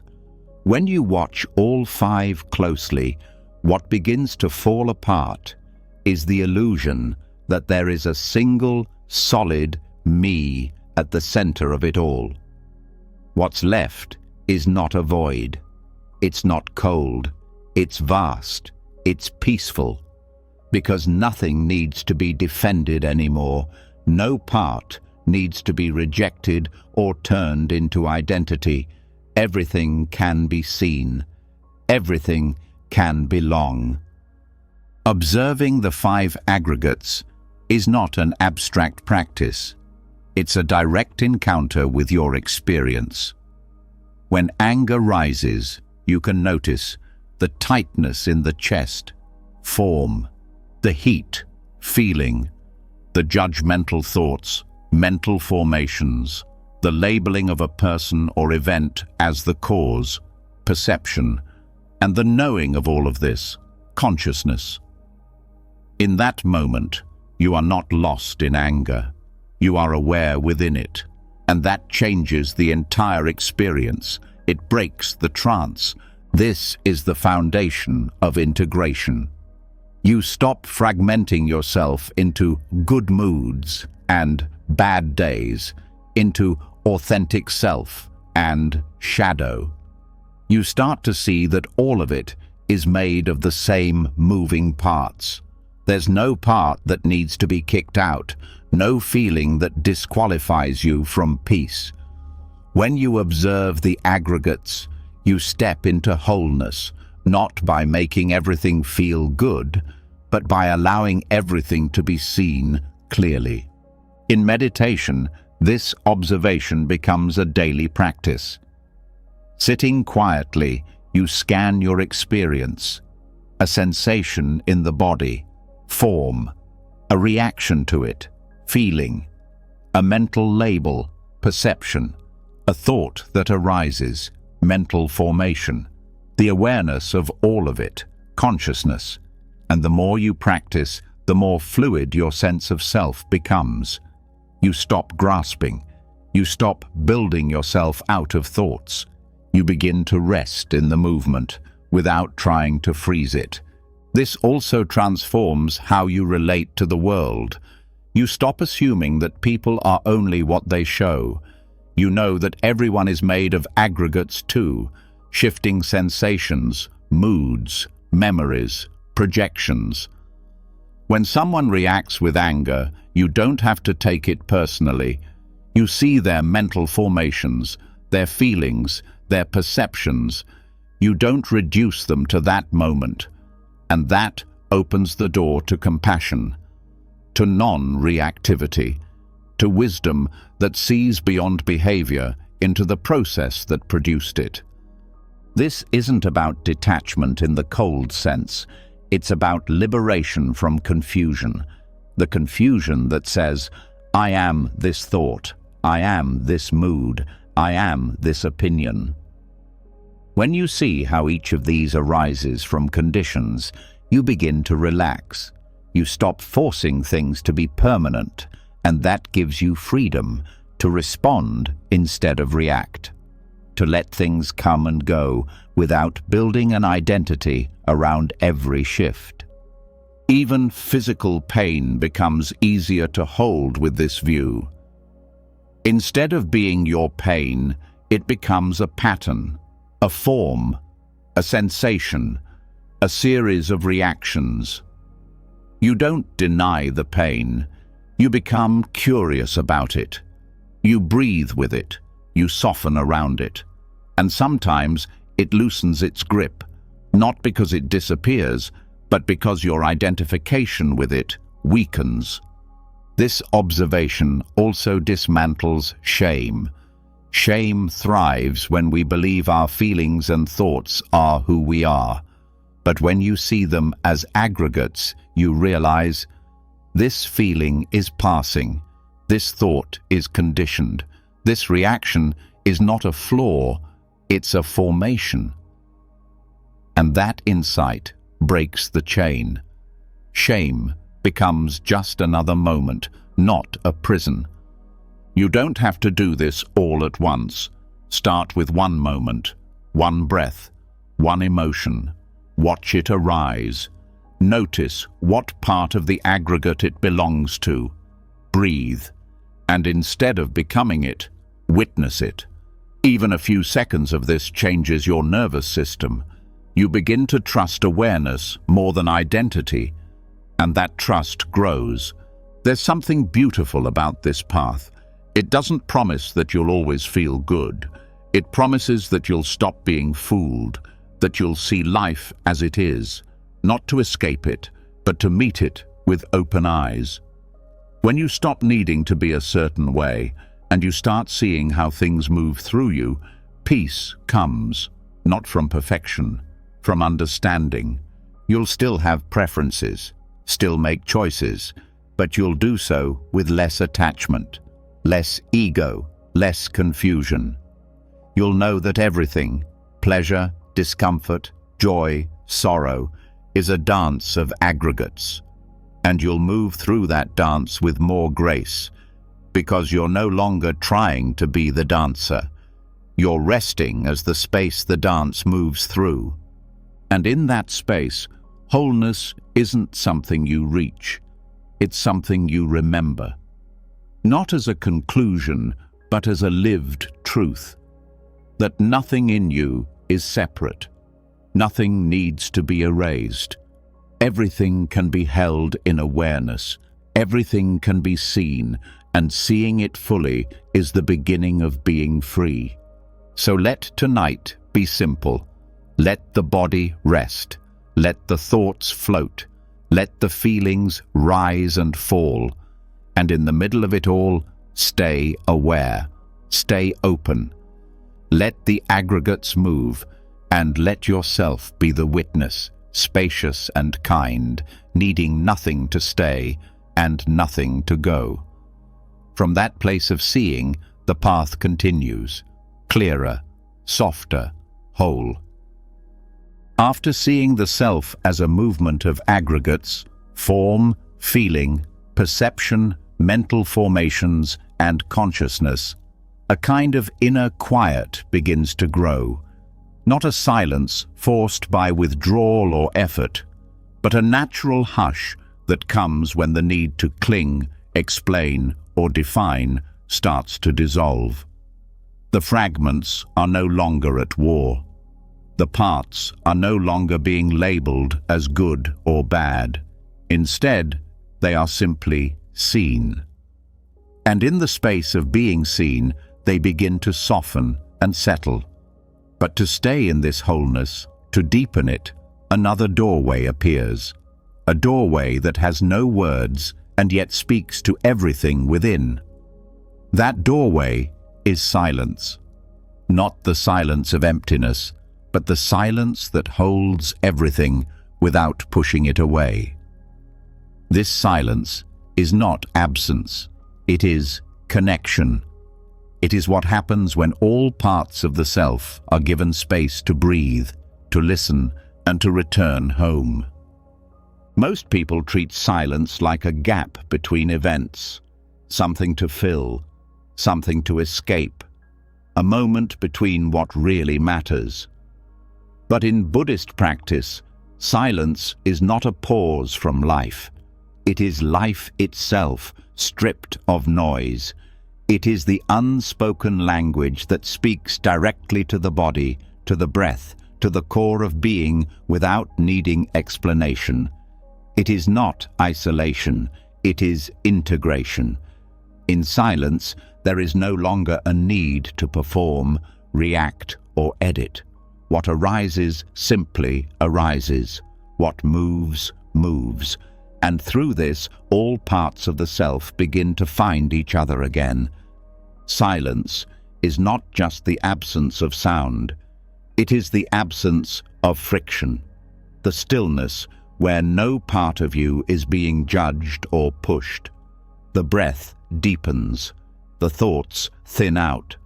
And what remains is not blankness. It is presence, full, alive, undivided. This kind of silence isn't passive. It is powerful. It is what allows the internal chatter to slow down long enough for deeper truths to surface. In this silence, old stories lose their urgency. The inner critic loses its volume, and what's left is something closer to peace, not because everything is solved, but because everything is allowed. When you enter deep silence with mindfulness, it doesn't feel like hiding. It feels like returning. You are not running from the world. You are returning to the center from which you can meet the world with steadiness. Periods of silence, especially when practiced regularly, act like gravity for the soul.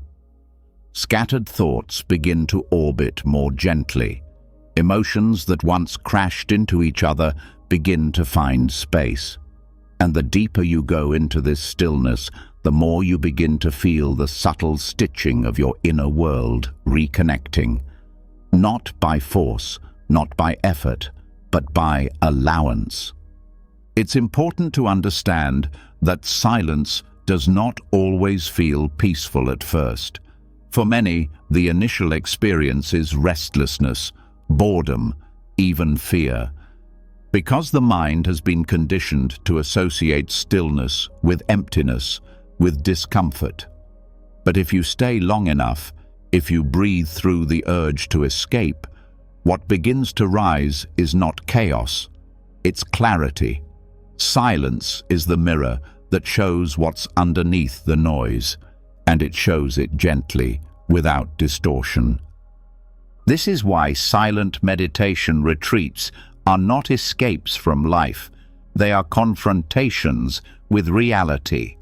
The reality that the mind has created layers of protection through sound, through speech, through distraction. But in silence, there is nowhere to hide. And in that nakedness, something real emerges. A tenderness, a simplicity, a recognition that the self you've been trying to find was never lost. It was just buried under too many words. Mindful silence creates space between impulse and action, between emotion and reaction. It gives your nervous system a chance to slow down, to repair, and over time, you begin to crave that space, not as an escape, but as nourishment. You start to see how much of your suffering came not from events themselves, but from the noise that followed them. The overthinking, the retelling, the layering of commentary that silence gently dissolves. This practice also deepens relationships. When you can hold silence in a conversation, when you can pause instead of filling the space, you become a better listener. You hear not just what someone says, but how they feel. You notice the tremble in their voice, the pauses between words. And people feel that. They feel your presence. Your stillness becomes a refuge for them too. And when you can hold silence within yourself, you stop being reactive. You don't need to defend every thought. You don't need to justify every feeling. You let things move through without clinging, without controlling. And what you start to notice is that even your inner parts, the scared ones, the loud ones, the confused ones, they begin to settle too. because they no longer feel pushed out. They are simply held. That is the healing power of silence. It doesn't fix you, it includes you. In silence, the mind begins to see its own patterns more clearly. The same thoughts that seemed convincing when shouted begin to look softer when whispered. The urgency to act gives way to curiosity, and this opens the door to insight, not as information, but as direct knowing. You begin to recognize your own rhythms. You start to feel when something is arising from habit or from truth. You learn to trust the inner compass that only becomes clear in quiet. Silence also reconnects you with the body, with breath, with posture, with the sensation of being alive. In a world that encourages endless thinking, silence pulls you back into sensing, into feeling the weight of your feet on the floor, the rhythm of your inhale and exhale, the texture of your aliveness in this exact moment. And that, too, is integration. You are no longer split into head and body, past and future, wanting and avoiding. You are here. This practice can be woven into daily life. It doesn't require a monastery or a retreat center. It can begin with 1 minute of silent sitting before your day begins, with a few breaths of quiet before responding to a message, with choosing to walk without headphones, drive without filling the space, eat without distractions. These small pockets of silence begin to build a new rhythm. They become anchor points in a world that often pulls you away from yourself. And as the silence grows, you stop fearing it. You begin to see it not as emptiness, but as fullness without noise. Not as absence, but as sacred presence. And slowly, the fear of being alone fades. Because you are not alone, you are simply with yourself. All of you.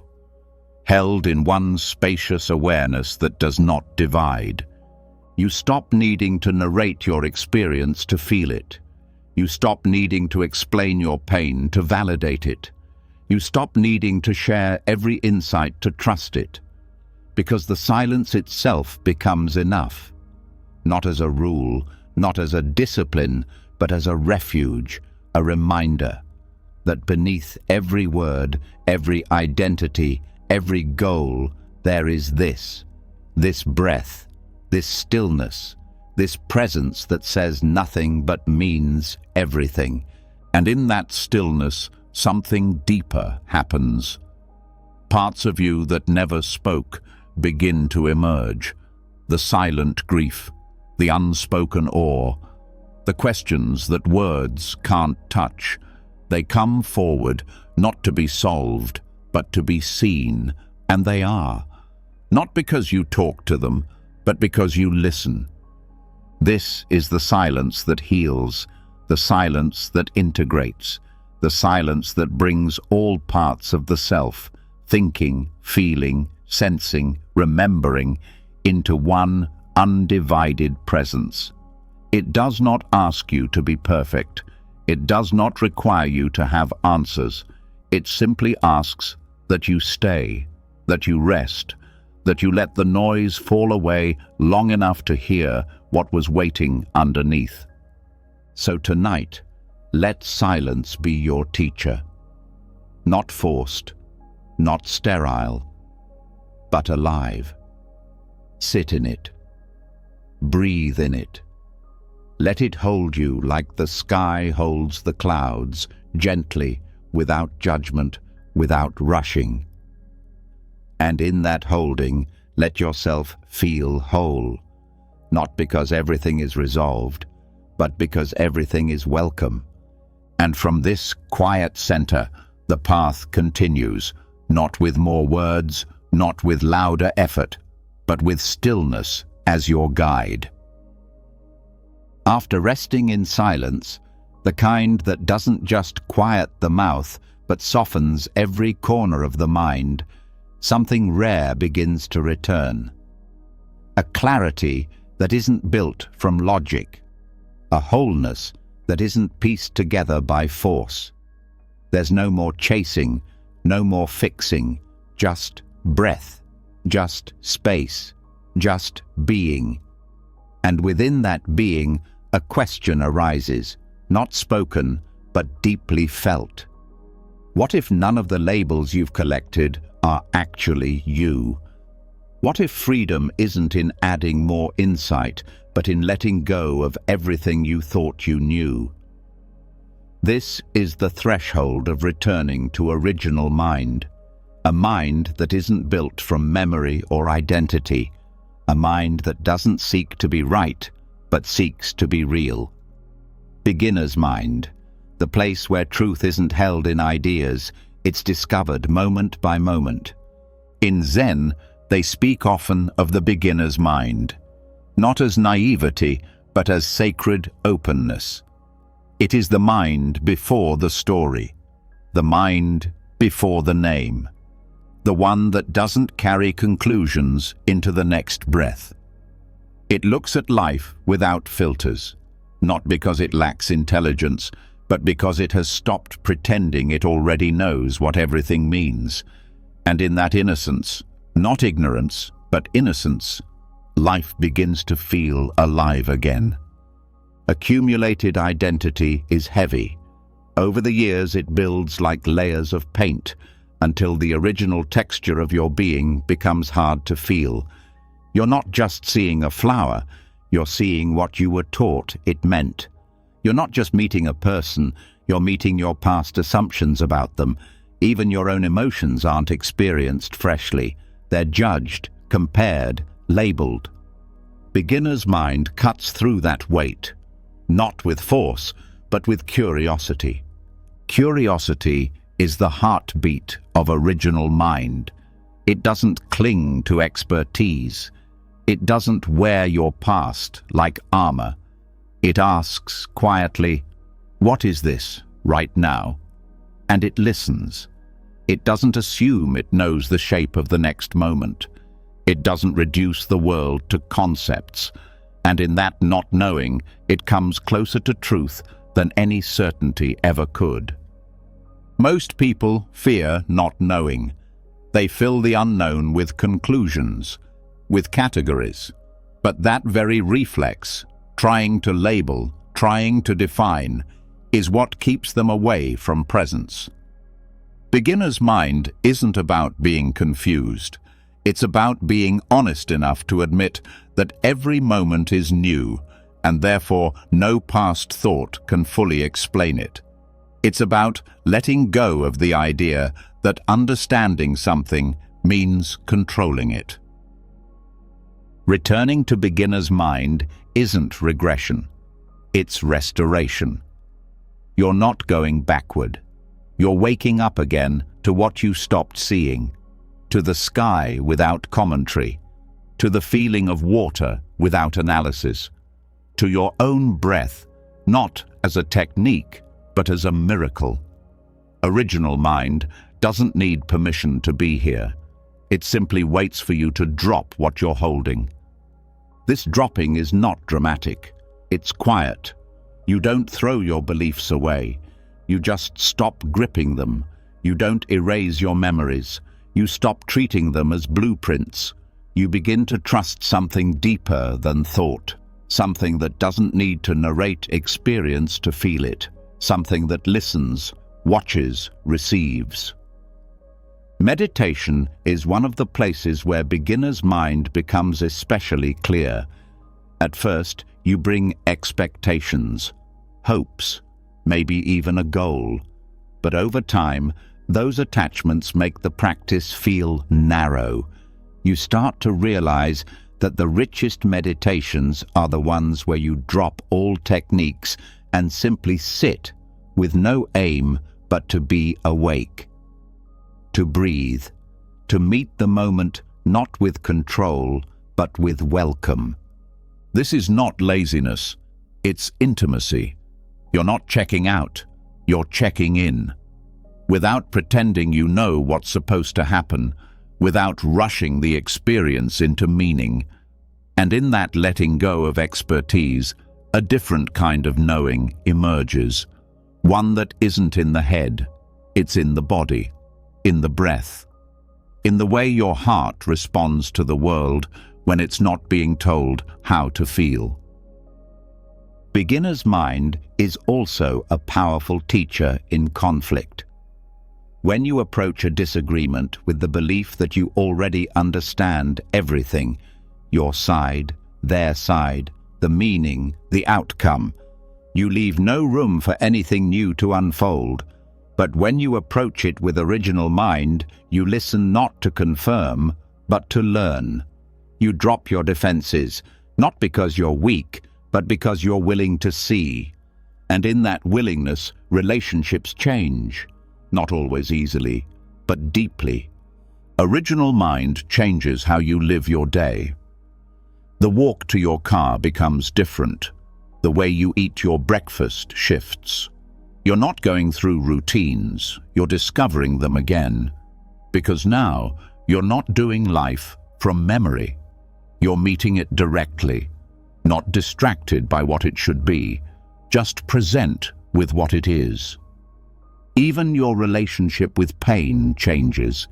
Instead of labeling it, fearing it, or bracing against it, you get curious. What is this sensation right now? Not what I think it means, not what I remember it felt like yesterday, but this exact moment. And in that asking, something opens. The pain doesn't always vanish, but the suffering lessens, because the mind stops fighting the unknown with old weapons. Children live this way naturally, not because they lack knowledge, but because they haven't yet covered over the world with too much story. They touch things to feel them, not to categorize. They ask questions not to prove a point, but to learn. And when we return to that openness, we're not becoming childish, we're reclaiming clarity. Beginner's mind doesn't mean starting from zero every time. It means returning to the present as if it were fresh, because it is. Every breath is unrepeatable. Every moment is a one-time only offering. And to meet it with the weight of all your past conclusions is to miss its gift. This practice brings humility, not the kind that lowers you, but the kind that softens you. You stop needing to be the expert. You stop needing to be right. You begin to value presence more than performance. You start to listen more than you speak, and that listening becomes your wisdom. In teaching, beginner's mind allows you to connect. Because you're not delivering knowledge from a throne, you're exploring truth with the person in front of you. In art, beginner's mind brings spontaneity, because you're not copying a past version of yourself, you're responding to the canvas as if it were alive. In love, it brings wonder, because you stop assuming you know your partner and you meet them anew every time. This way of being doesn't cancel out memory or insight. It just stops them from becoming cages. You're still allowed to remember, to learn, to build, but you hold your knowing lightly, like a leaf, not a sword. You stop proving yourself. You start being yourself without needing to explain it. So tonight, let the need to define things fall away. Let every label, success, failure, smart, broken, spiritual, lost, drift to the side. Not because they're wrong, but because they're too small to hold the fullness of this moment. Breathe as if you've never breathed before. Feel the air on your skin as if it's the first time. Let your own presence surprise you. And from that freshness, the path continues, not with certainty, but with wonder. Not with strategy, but with sincerity. Not with the burden of knowing, but with the freedom of beginning again, in every breath, forever whole. After returning to beginner's mind, after dropping the weight of old identities and meeting the world with curiosity instead of conclusions, something even more subtle begins to come into view. A quiet tug of war that has been happening beneath the surface, often unnoticed. The tension between who you think you are and who you think you're supposed to be. The comparison between your current self and your imagined, better version. It's not loud like fear or sharp like grief, but it drains energy, splits attention, and keeps the heart from resting. It whispers that you're not quite there yet, that if you tried a little harder, fixed a few more things, you'd finally arrive. But that destination never seems to come. And so begins the quiet, relentless inner conflict, one that can't be solved by achieving more, one that only dissolves when the illusion of separation is seen through completely. This is where the teaching of non-duality, Advaya, enters, not as philosophy, but as direct experience. Non-duality doesn't ask you to believe anything. It doesn't require spiritual jargon or cosmic metaphors. It simply points to what is already true beneath all effort. That the division between self and life, between now and later, between what I am and what I should be, is a mental construction, one that can be gently set down. And when it is, the war ends. At the heart of non-duality is one simple recognition: there is no separate self observing the world. There is only awareness, appearing as this moment, not awareness of something, just awareness, being everything, the thoughts, the sensations, the emotions, all arising within the same field. No boundary, no center, just movement held in presence. The illusion of separation begins early. The mind learns to divide. This is me, that is not. This is success, that is failure. This is right, that is wrong. And over time, this mental slicing creates suffering. It creates an internal judge, a voice that constantly measures your worth by comparing it to an ideal. You walk around not just living, but analyzing yourself in real time. Was that enough? Did I say the right thing? Am I who I'm supposed to be yet? The mind becomes both actor and critic, exhausting. But when non-duality is seen, not understood conceptually, but felt in the body, this split begins to dissolve. The voice of judgment quiets, not because you've won its approval, but because you've stopped believing it was ever separate from the rest of you. You see that even the inner critic is just another arising in awareness, no more real or final than a passing cloud. The path to this realization is not through effort, it's through inquiry and direct observation. When a thought arises, I should be more disciplined, you pause. You ask, who is this I that should be more? Not to find an answer, but to see the question collapse. There's no fixed self behind the thought. There's just thought, arising. And in that space of recognition, a strange peace enters.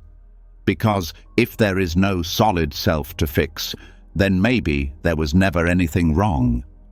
This doesn't lead to apathy. It leads to wholeness. You can still grow, still learn, still refine your actions, but it no longer comes from war. It comes from love, from clarity, from alignment, not inadequacy. You stop being driven by the whip of not good enough. You start moving with the breath of presence.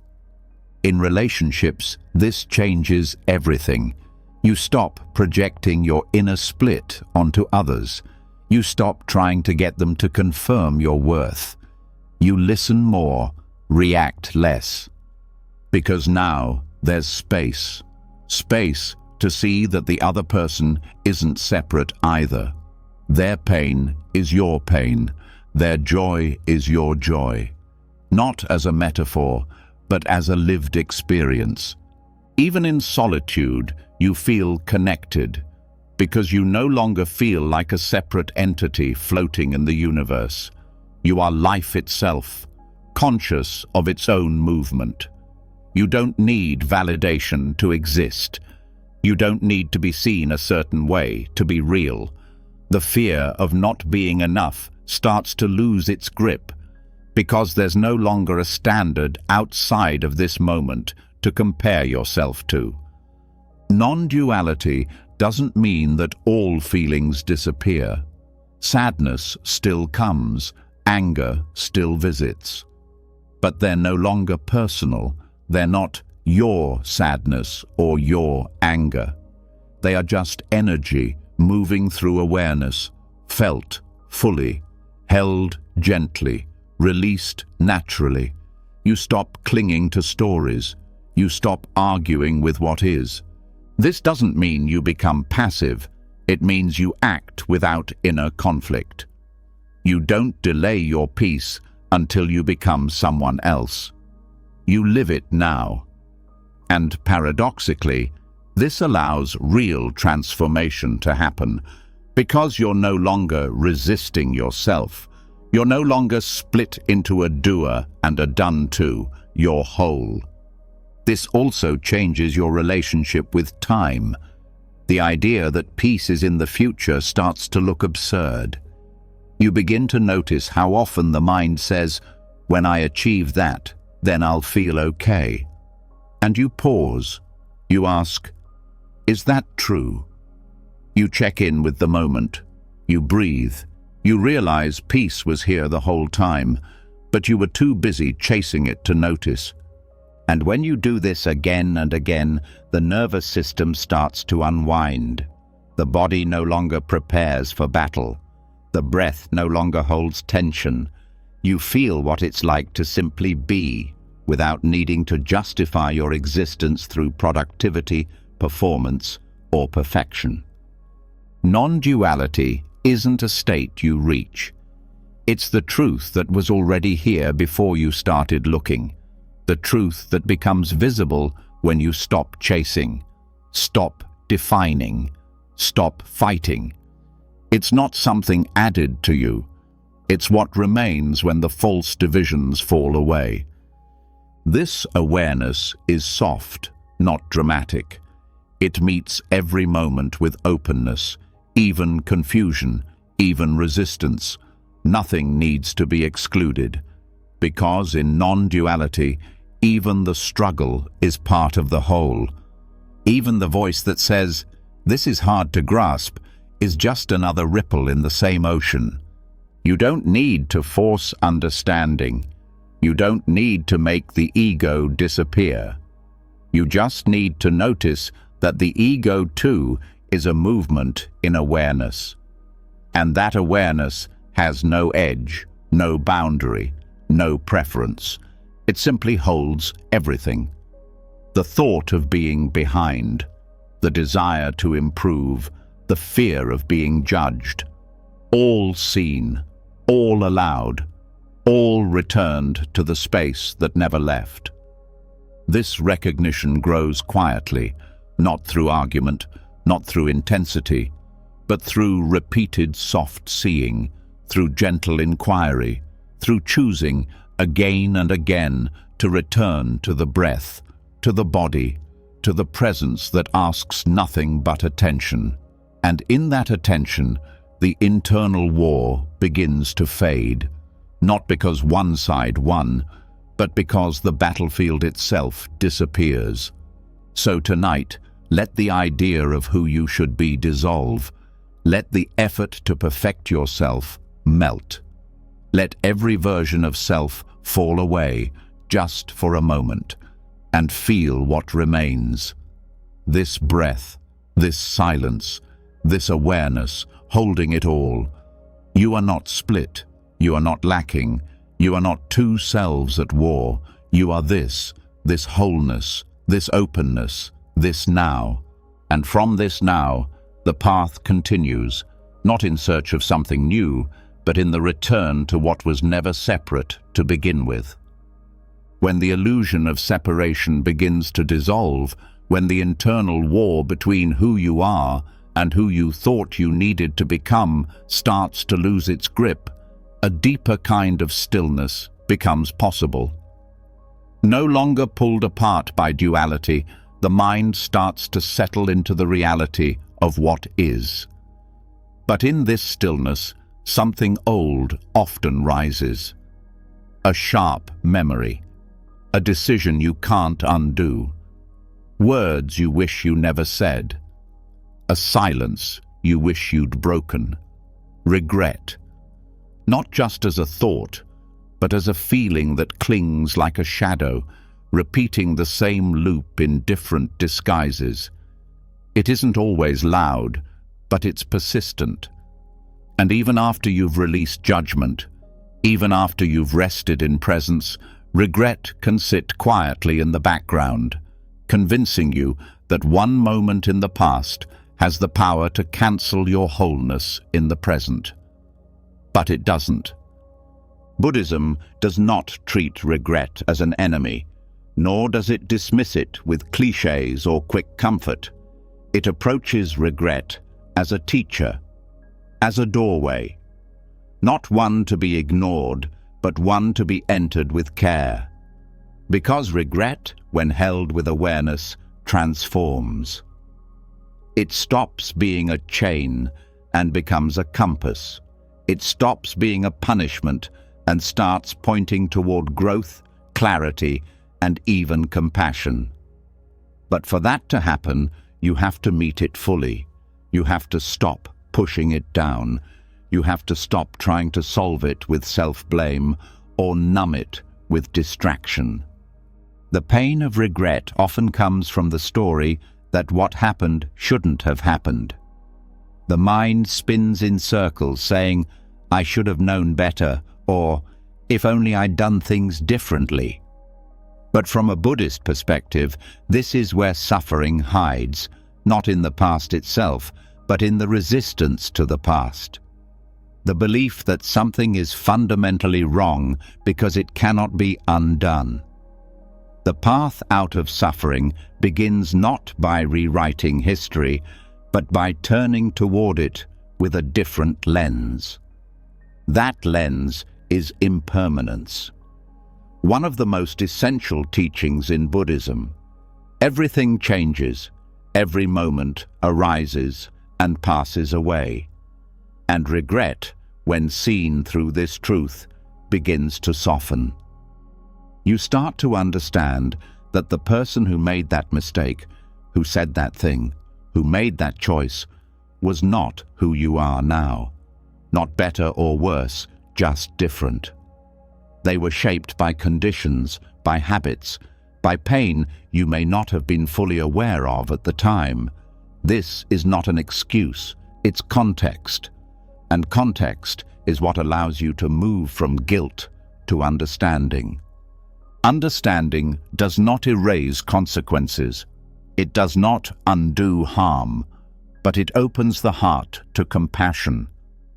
To recognize that all beings, yourself included, are learning, stumbling, growing through trial and error.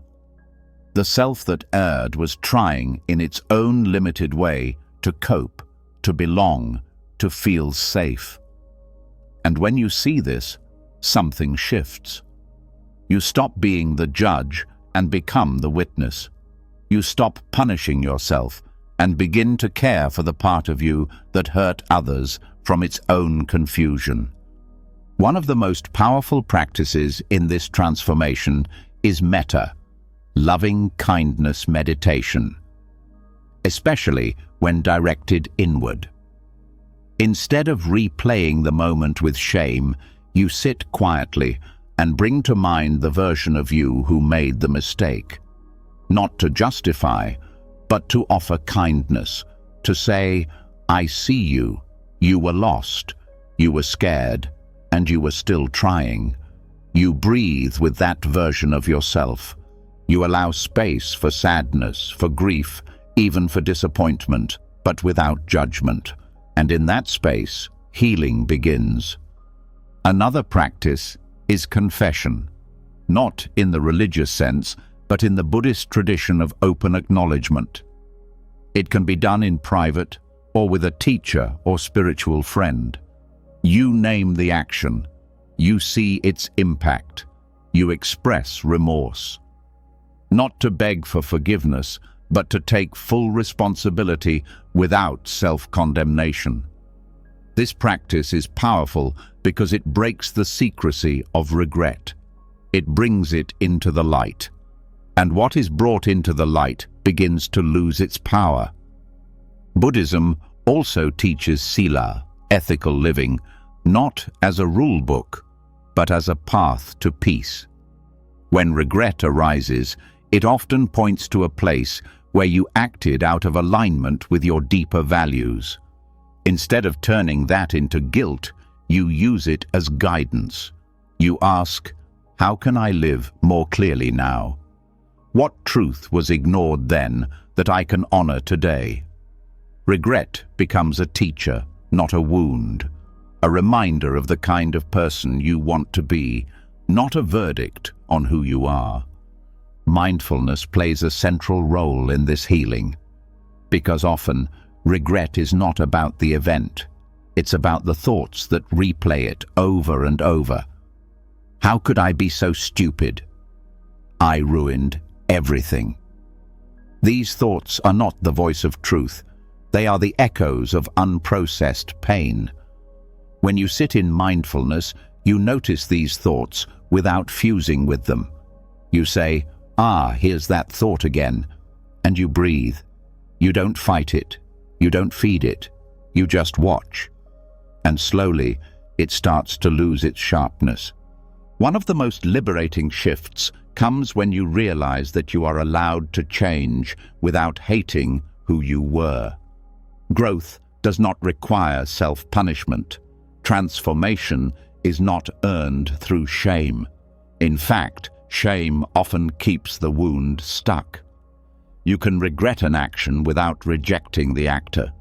You can take responsibility without building your identity around your worst moment.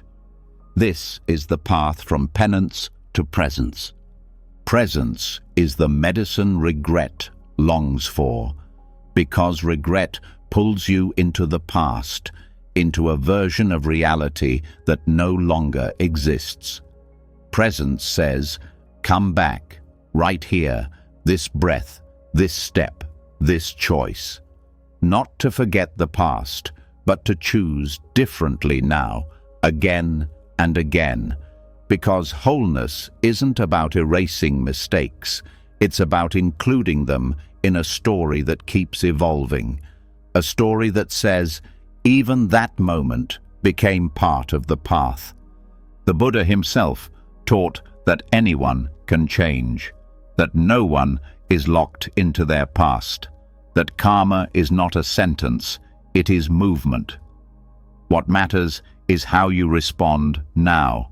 The more fully you meet regret with compassion and awareness, the more your future begins to reflect that care. You no longer live from the shadow. You live from the clarity that the shadow taught you.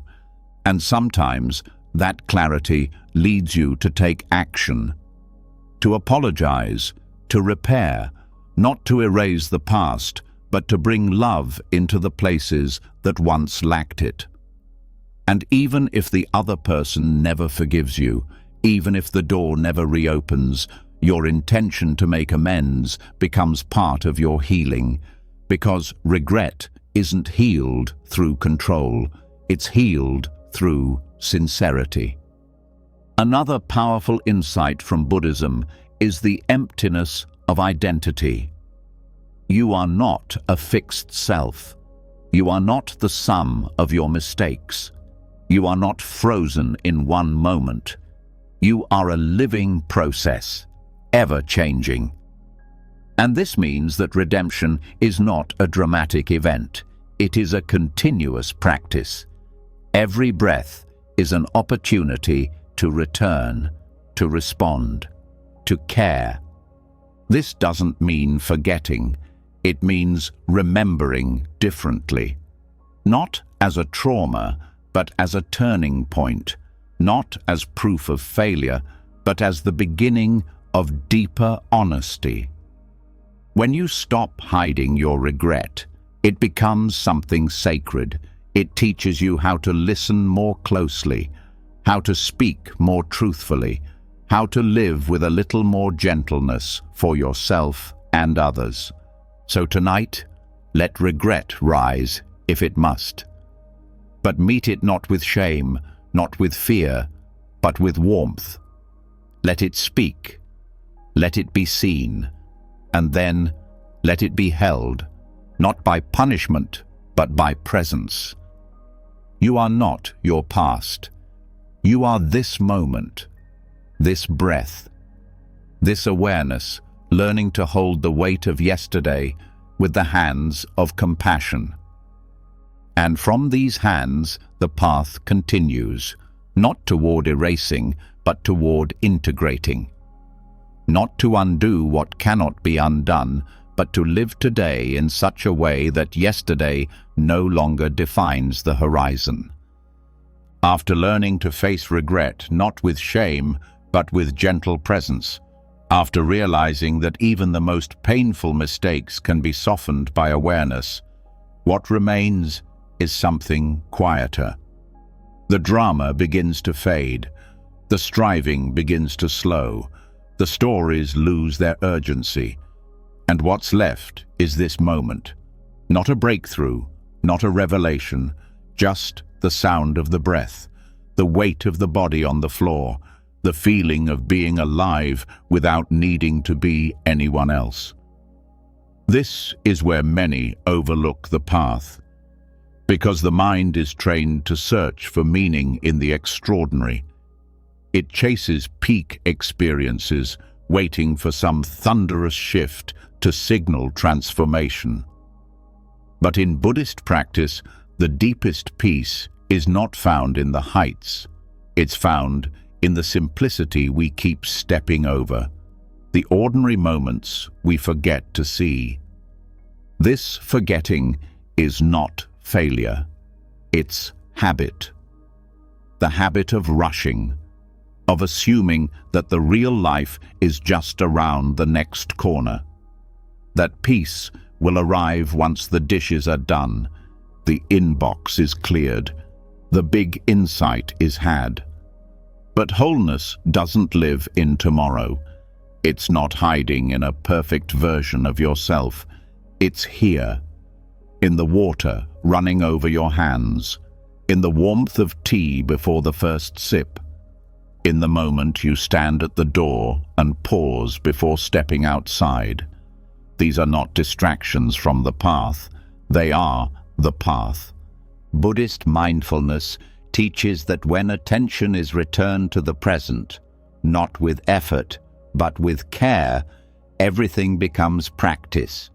Not in a rigid way, not in a checklist of mindful things to do, but in a soft turning toward what is already here. You don't need to climb a mountain to find the sacred. You only need to stay with what you're doing long enough to actually feel it. Folding laundry becomes a kind of prayer. Each piece touched with awareness, the fabric soft in your hands, the breath moving slowly as you work, not rushing to finish, not escaping into thoughts, but just being there. And in that being, something strange and beautiful happens. You feel connected, whole, not because the task is special, but because you are finally in it. Washing dishes becomes an act of presence, the temperature of the water, the weight of the plate, the quiet repetition, the absence of hurry. There is no enlightenment to earn here, just the fullness of this moment, seen without distraction. And in that seeing, the mind stops resisting life. It stops searching for something else. It lands. Walking slowly without a destination becomes a meditation. Each step an arrival. Each movement a reminder that life is not elsewhere. You stop walking to get somewhere. You walk to feel the ground, to notice the way your arms swing, to hear the sounds around you. This isn't mystical, it's ordinary. But when met with mindfulness, the ordinary becomes luminous. The mind resists this simplicity. It says, "That can't be enough." It wants meaning in big gestures, in impressive insights. But meaning is not missing. It's just buried beneath the habit of looking too far ahead. Mindfulness returns you, not to a better version of life, but to life itself. There is something healing about remembering this, because most of our suffering doesn't come from the moment. It comes from the stories about the moment, the thoughts about what should be happening, the pressure to be more productive, more evolved, more enlightened. But when you return to what's actually here, the pressure loosens. The moment doesn't ask you to be anyone. It just asks that you be present. Even in pain, this practice offers refuge, not because mindfulness makes pain disappear, but because it allows you to hold it differently, to feel the breath moving in and out, even as the body aches, to notice the sounds around you, even as the heart feels heavy. Presence doesn't require perfection, it only requires willingness. Eating becomes different too, not just a function of survival, but a ritual of care. You taste more, you chew slower, you notice how the body receives nourishment. The meal becomes less about distraction and more about honoring your needs, even if it's simple, even if it's quiet. Mindfulness, in ordinary moments, reconnects you to time, not clock time, but felt time. When you're truly present, 5 minutes can feel full, rich, like you lived something real. And when you're distracted, whole hours can pass without any sense of connection. The gift of mindfulness is that it gives your time back, not by making life bigger, but by bringing you closer to it. This closeness changes how you relate to yourself. You begin to notice when you're rushing through your day without really living it. You catch yourself reaching for your phone, not because you need it, but because you've lost touch with the moment. And instead of judging, you return, again and again. This is not about perfection, it's about returning. Mindfulness is the art of remembering to come back. Even conversations become more whole when you bring this presence. You stop listening to reply. You start listening to hear. You notice the tone in someone's voice, the look in their eyes, the pauses between words. And suddenly, connection deepens. Not through what is said, but through how fully you're there to receive it. This awareness doesn't make life easier, but it makes it fuller. It doesn't remove sadness or joy or frustration. It allows you to experience them without numbing or exaggerating. It brings you home to the body, to the breath, to the moment that never left, but that you had forgotten how to feel. Even rest becomes different. Not the kind of rest that is just collapse after exhaustion, but real rest. The kind where you lie down without a screen, without noise, where you let the body soften, Let the thoughts pass. Let yourself be held by the moment without needing to explain or achieve anything. The most beautiful thing about ordinary mindfulness is that it asks for nothing new. You don't have to change your life. You don't have to fix your habits. You just have to meet what's already here with a little more attention, a little more care. And that small shift opens everything. Because when you're present with the small things, you start to realize there are no small things. Every moment is complete. Every breath is the whole of life, arriving and leaving. And when you feel that, even just once, you know that awakening is not somewhere else. It's here, in the tea, in the dishes, in the quiet walk around the block. So tonight, let the day be enough. Let the breath be enough. Let the simple act of being here be your practice, not to become anything, but to feel what it means to already be whole. And from that wholeness, the path continues, not towards something bigger, but towards something closer, something so familiar we forget to see it.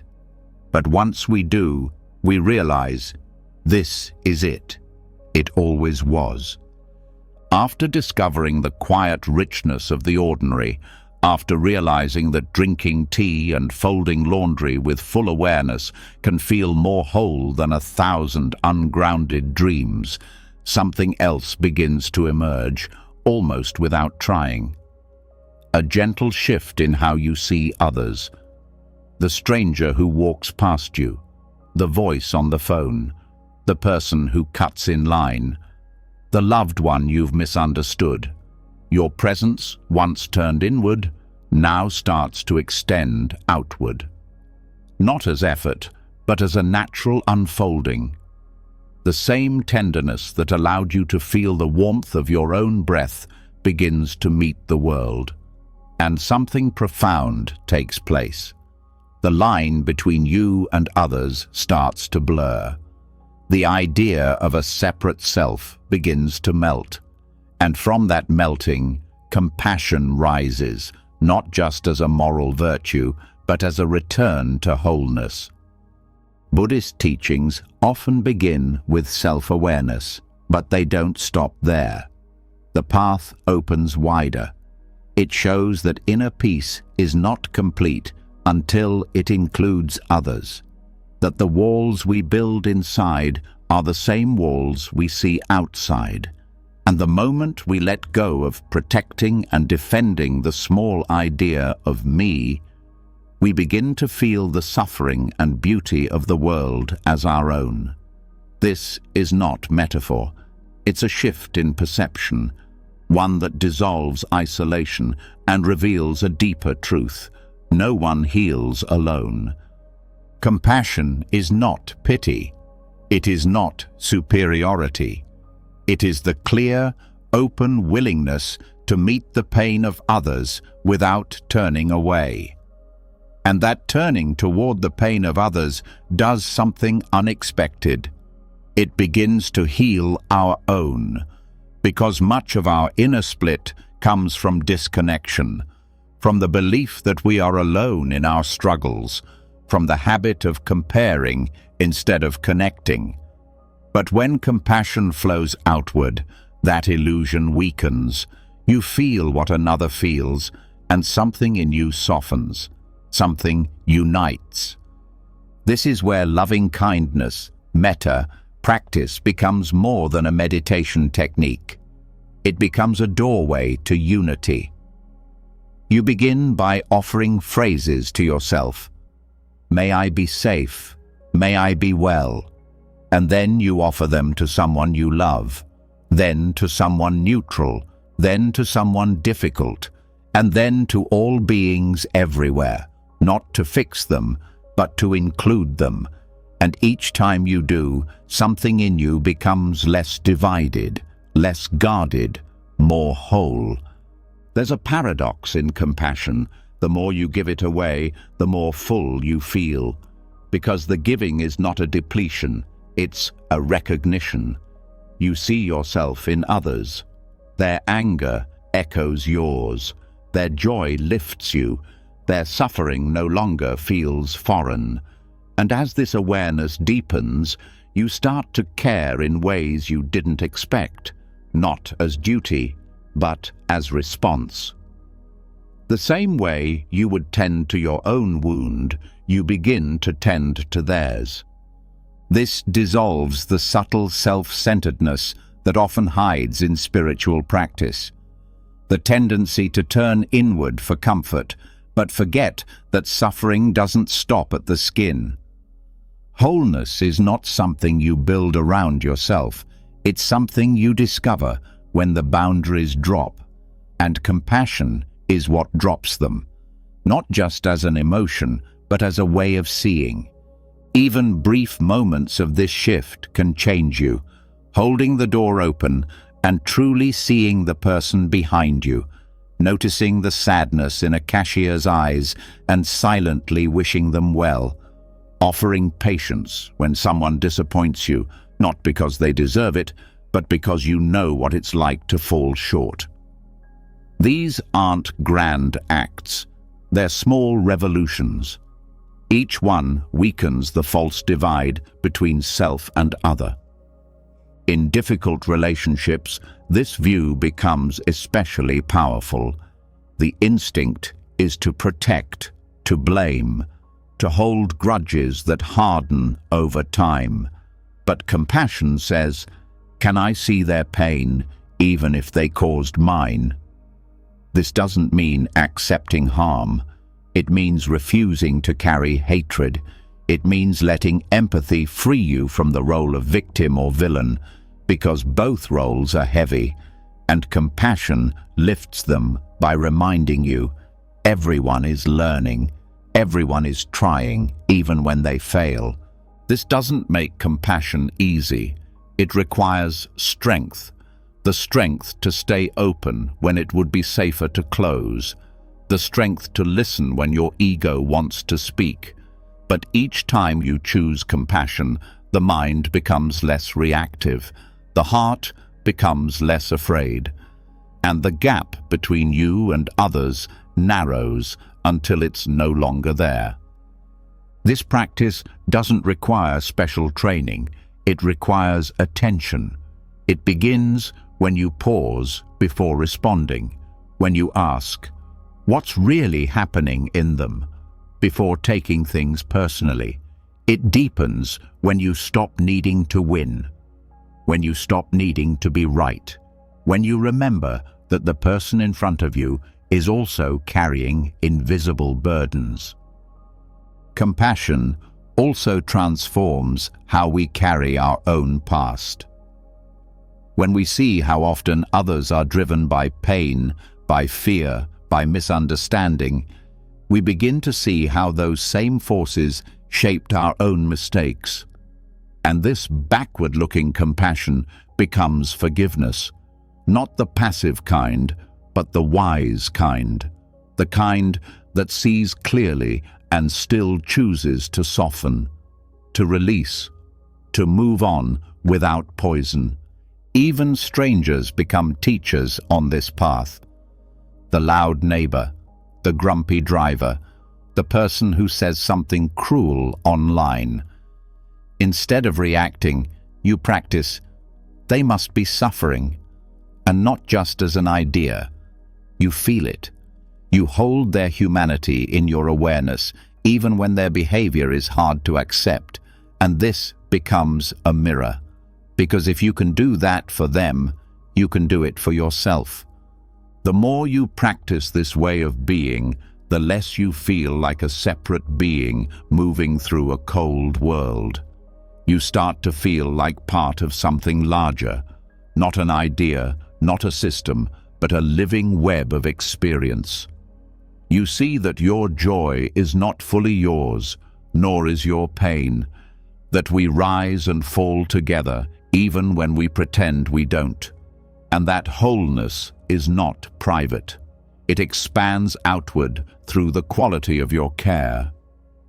There are days when compassion will feel impossible, when your heart feels raw or closed. That too is okay. The practice continues. Sometimes the most compassionate thing you can do is not lash out, not deepen the harm, just breathe. And in that restraint, in that quiet dignity, something begins to heal again. This kind of wholeness doesn't come from avoiding others. It comes from turning toward them with presence, with boundaries, yes, but also with curiosity. You don't have to understand everything. You just have to stop turning away, stop dividing the world into me and them. And when that happens, something opens. Because when your care includes more than yourself, you start to feel larger, not in ego, but in essence. You start to feel that your heart has room for mistakes, for differences, for everything that makes being human difficult and beautiful at once.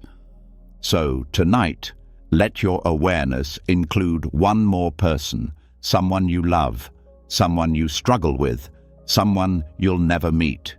Just hold them in the quiet of your breath, without needing anything to change, without needing them to be different.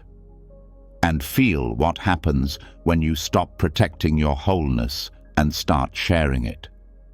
And from that sharing, the path continues, not as solitude, but as connection, not as escape, but as a return to the web of life, where no one is truly separate, and love is not a performance, but a remembering.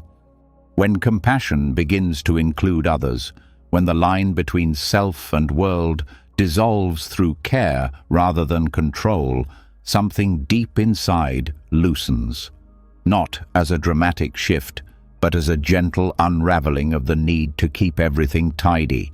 You stop trying to fix everyone. You stop needing to perfect every part of your story. And in the silence that follows, there comes a quiet insight. Maybe things aren't meant to be finished in the way the mind demands. Maybe wholeness doesn't mean completion. Maybe the cracks, the missing pieces, the open-ended moments are not mistakes.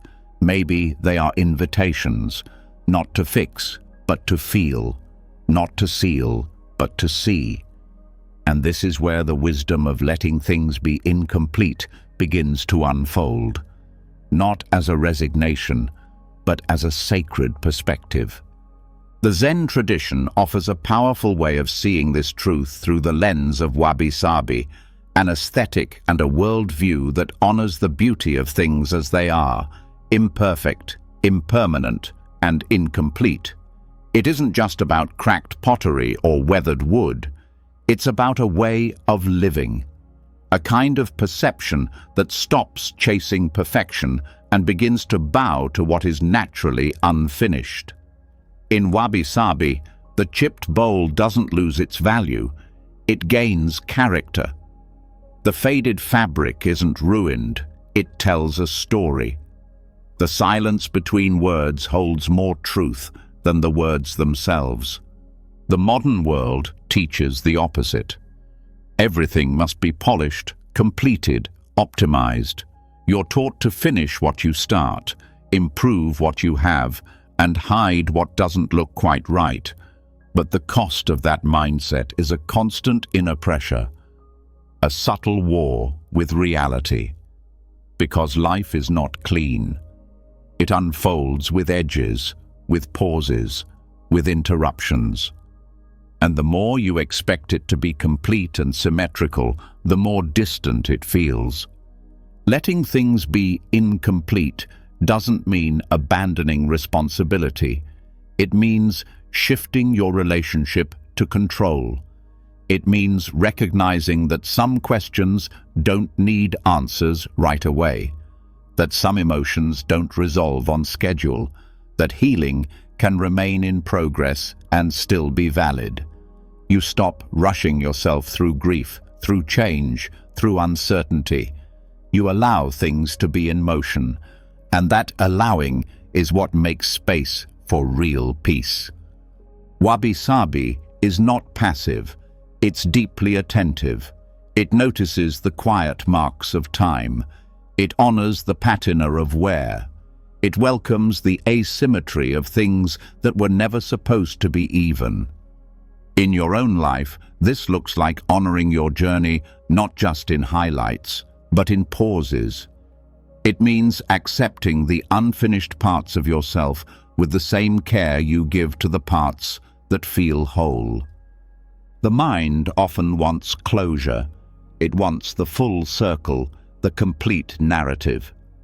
But much of life resists that structure. Relationships evolve without clear endings.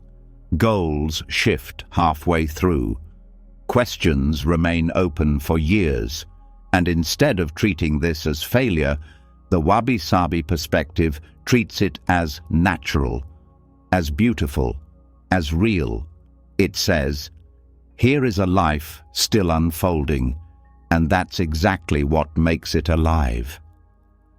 There's tenderness in incompleteness, the kind that draws you closer, not because something is broken, but because it's honest. A handmade cup, slightly uneven, feels warmer to hold. A melody that ends unexpectedly lingers in the heart longer. A conversation that doesn't resolve leaves room for deeper listening. You start to see that incompleteness doesn't steal meaning, it makes it. This view also softens how you see your past. Not every chapter will have closure. Not every wound will offer a neat lesson. Some memories will remain open. Some regrets will echo faintly for years. But when you stop demanding resolution, you make room for integration. You let those moments be part of the story, not as shameful gaps, but as necessary openings. Even in spiritual practice, the desire to arrive can become a trap. You sit hoping for clarity. You meditate, expecting peace. And when it doesn't come in the way you imagined, the mind labels the session incomplete. But wabi-sabi reminds you that presence itself is enough. That showing up, that listening, that breathing with what is, even if it feels unfinished, is sacred. This way of seeing changes how you relate to others too. You stop waiting for them to become someone else. You stop holding them to a timeline they never agreed to. You begin to appreciate the beauty in who they are now, even with their contradictions, even with their gaps. You learn to love people the way you love old books, with worn edges, half-told stories, and fingerprints of real life on every page. Wabi-sabi also transforms your creativity. You stop over-editing. You stop polishing the soul out of things. You start trusting the imperfect line, the rough edge, the accidental brilliance. You realize that creativity is not about producing flawless outcomes. It's about revealing something true. And truth rarely arrives in perfect form. When applied to your daily routines, this awareness brings a kind of softness to your planning. Not everything will get done. Not every day will feel complete. Some tasks will linger. Some conversations will need to be revisited. And instead of treating this as failure, you begin to see it as rhythm, like waves, like seasons. Not everything has to close. Some things are meant to remain open.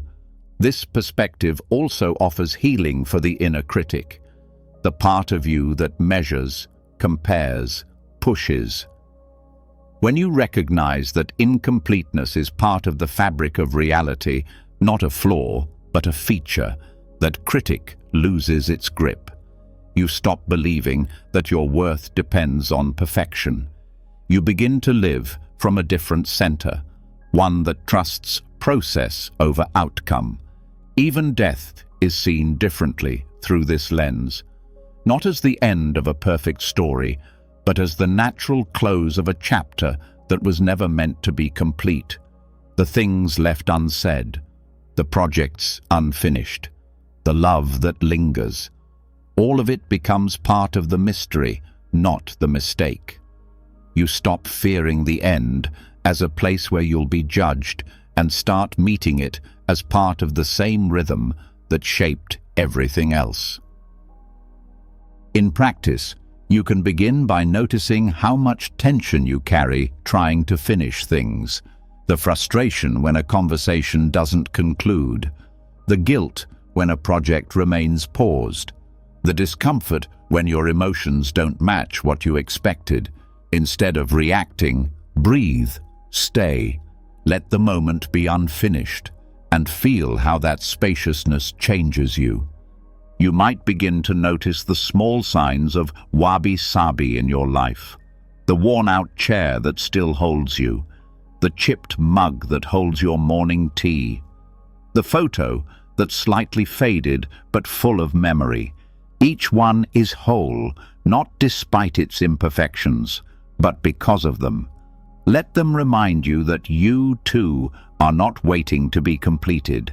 You are already part of the whole, even as you unfold. Let your meditation practice carry this spirit.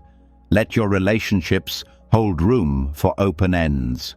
Let your art reflect the fingerprints of being human. Stop rushing. Start feeling. Start listening to what's already enough, even if it's still in progress. And tonight, let everything remain slightly open. Let the stories in your mind stop mid-sentence. Let your breath come and go without needing to control it.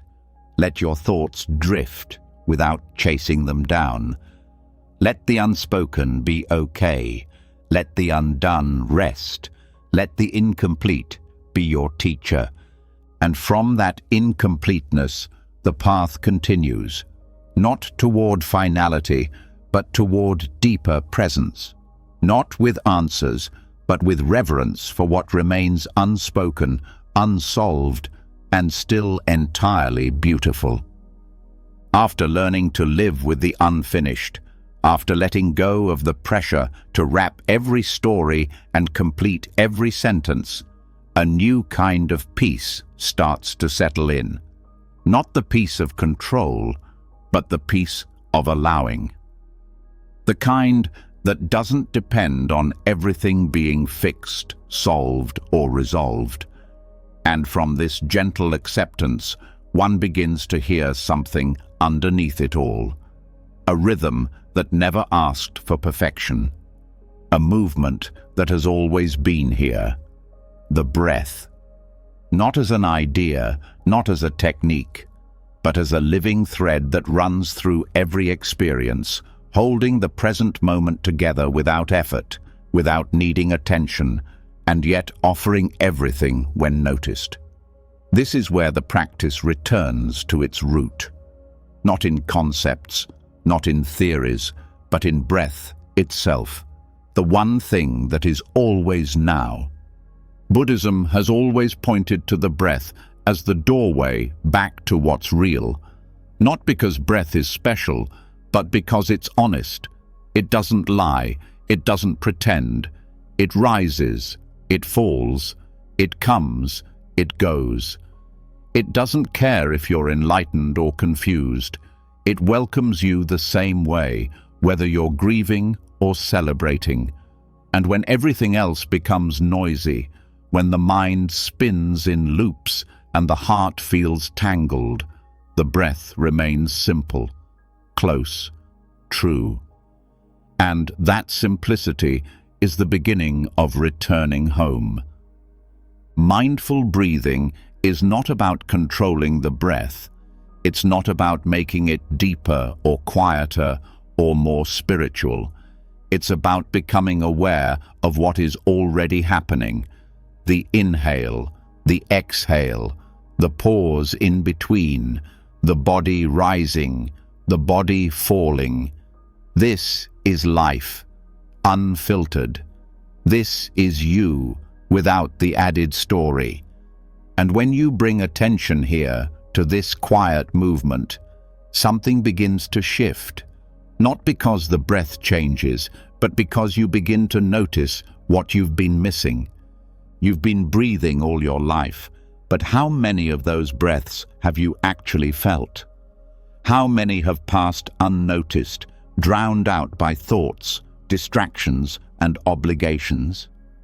Mindful breathing is the practice of reclaiming those moments, of saying, "I am here now, and that is enough."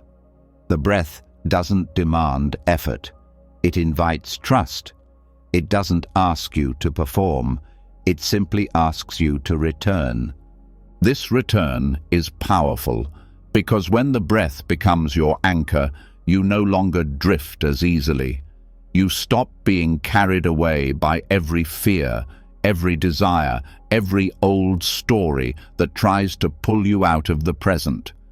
The breath brings you back, not just to your body, but to your life, to the place where reality is actually happening, not in the past, not in the future, but here. One of the most beautiful things about breathing as practice is its accessibility. It doesn't require a temple, it doesn't require silence, it doesn't require time you don't have. You can come home to your breath anywhere, in the middle of a meeting, in line at the store, while washing dishes. It travels with you, it never leaves, and each time you notice it, even for a moment, you step out of the trance. You return to the moment that is always enough. Over time, this returning becomes a rhythm. You begin to live more from the breath than from reactivity. You notice when you've left yourself, when you're caught in anger, in judgment, in panic, and instead of being swept away, you pause. You feel the inhale, you ride the exhale, you soften your grip on needing to control, and in that softening, clarity returns, not as something you chase, but as something that was waiting underneath. Breathing mindfully also reconnects you with your body. Many live in their thoughts and only visit the body when something goes wrong. But the breath brings you back to the chest, to the belly, to the place where life moves silently, rhythmically. You begin to notice how emotion shows up in the breath, how anxiety makes it shallow, how peace deepens it, how grief shakes it.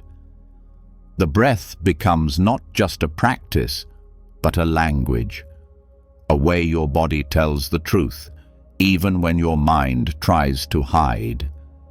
In this listening, compassion grows. You stop demanding that your breath always be calm. You let it be ragged when it needs to be. You let it be sharp when you're afraid. You let it be barely there when sadness is heavy. And instead of fixing it, you accompany it. You sit with it like a friend. And this presence is what begins to heal, not by changing the breath, but by changing your relationship with it. This practice also reveals the truth of impermanence. No breath lasts, each one ends. And yet, another always comes. This rhythm teaches trust. It teaches letting go. You don't cling to the inhale.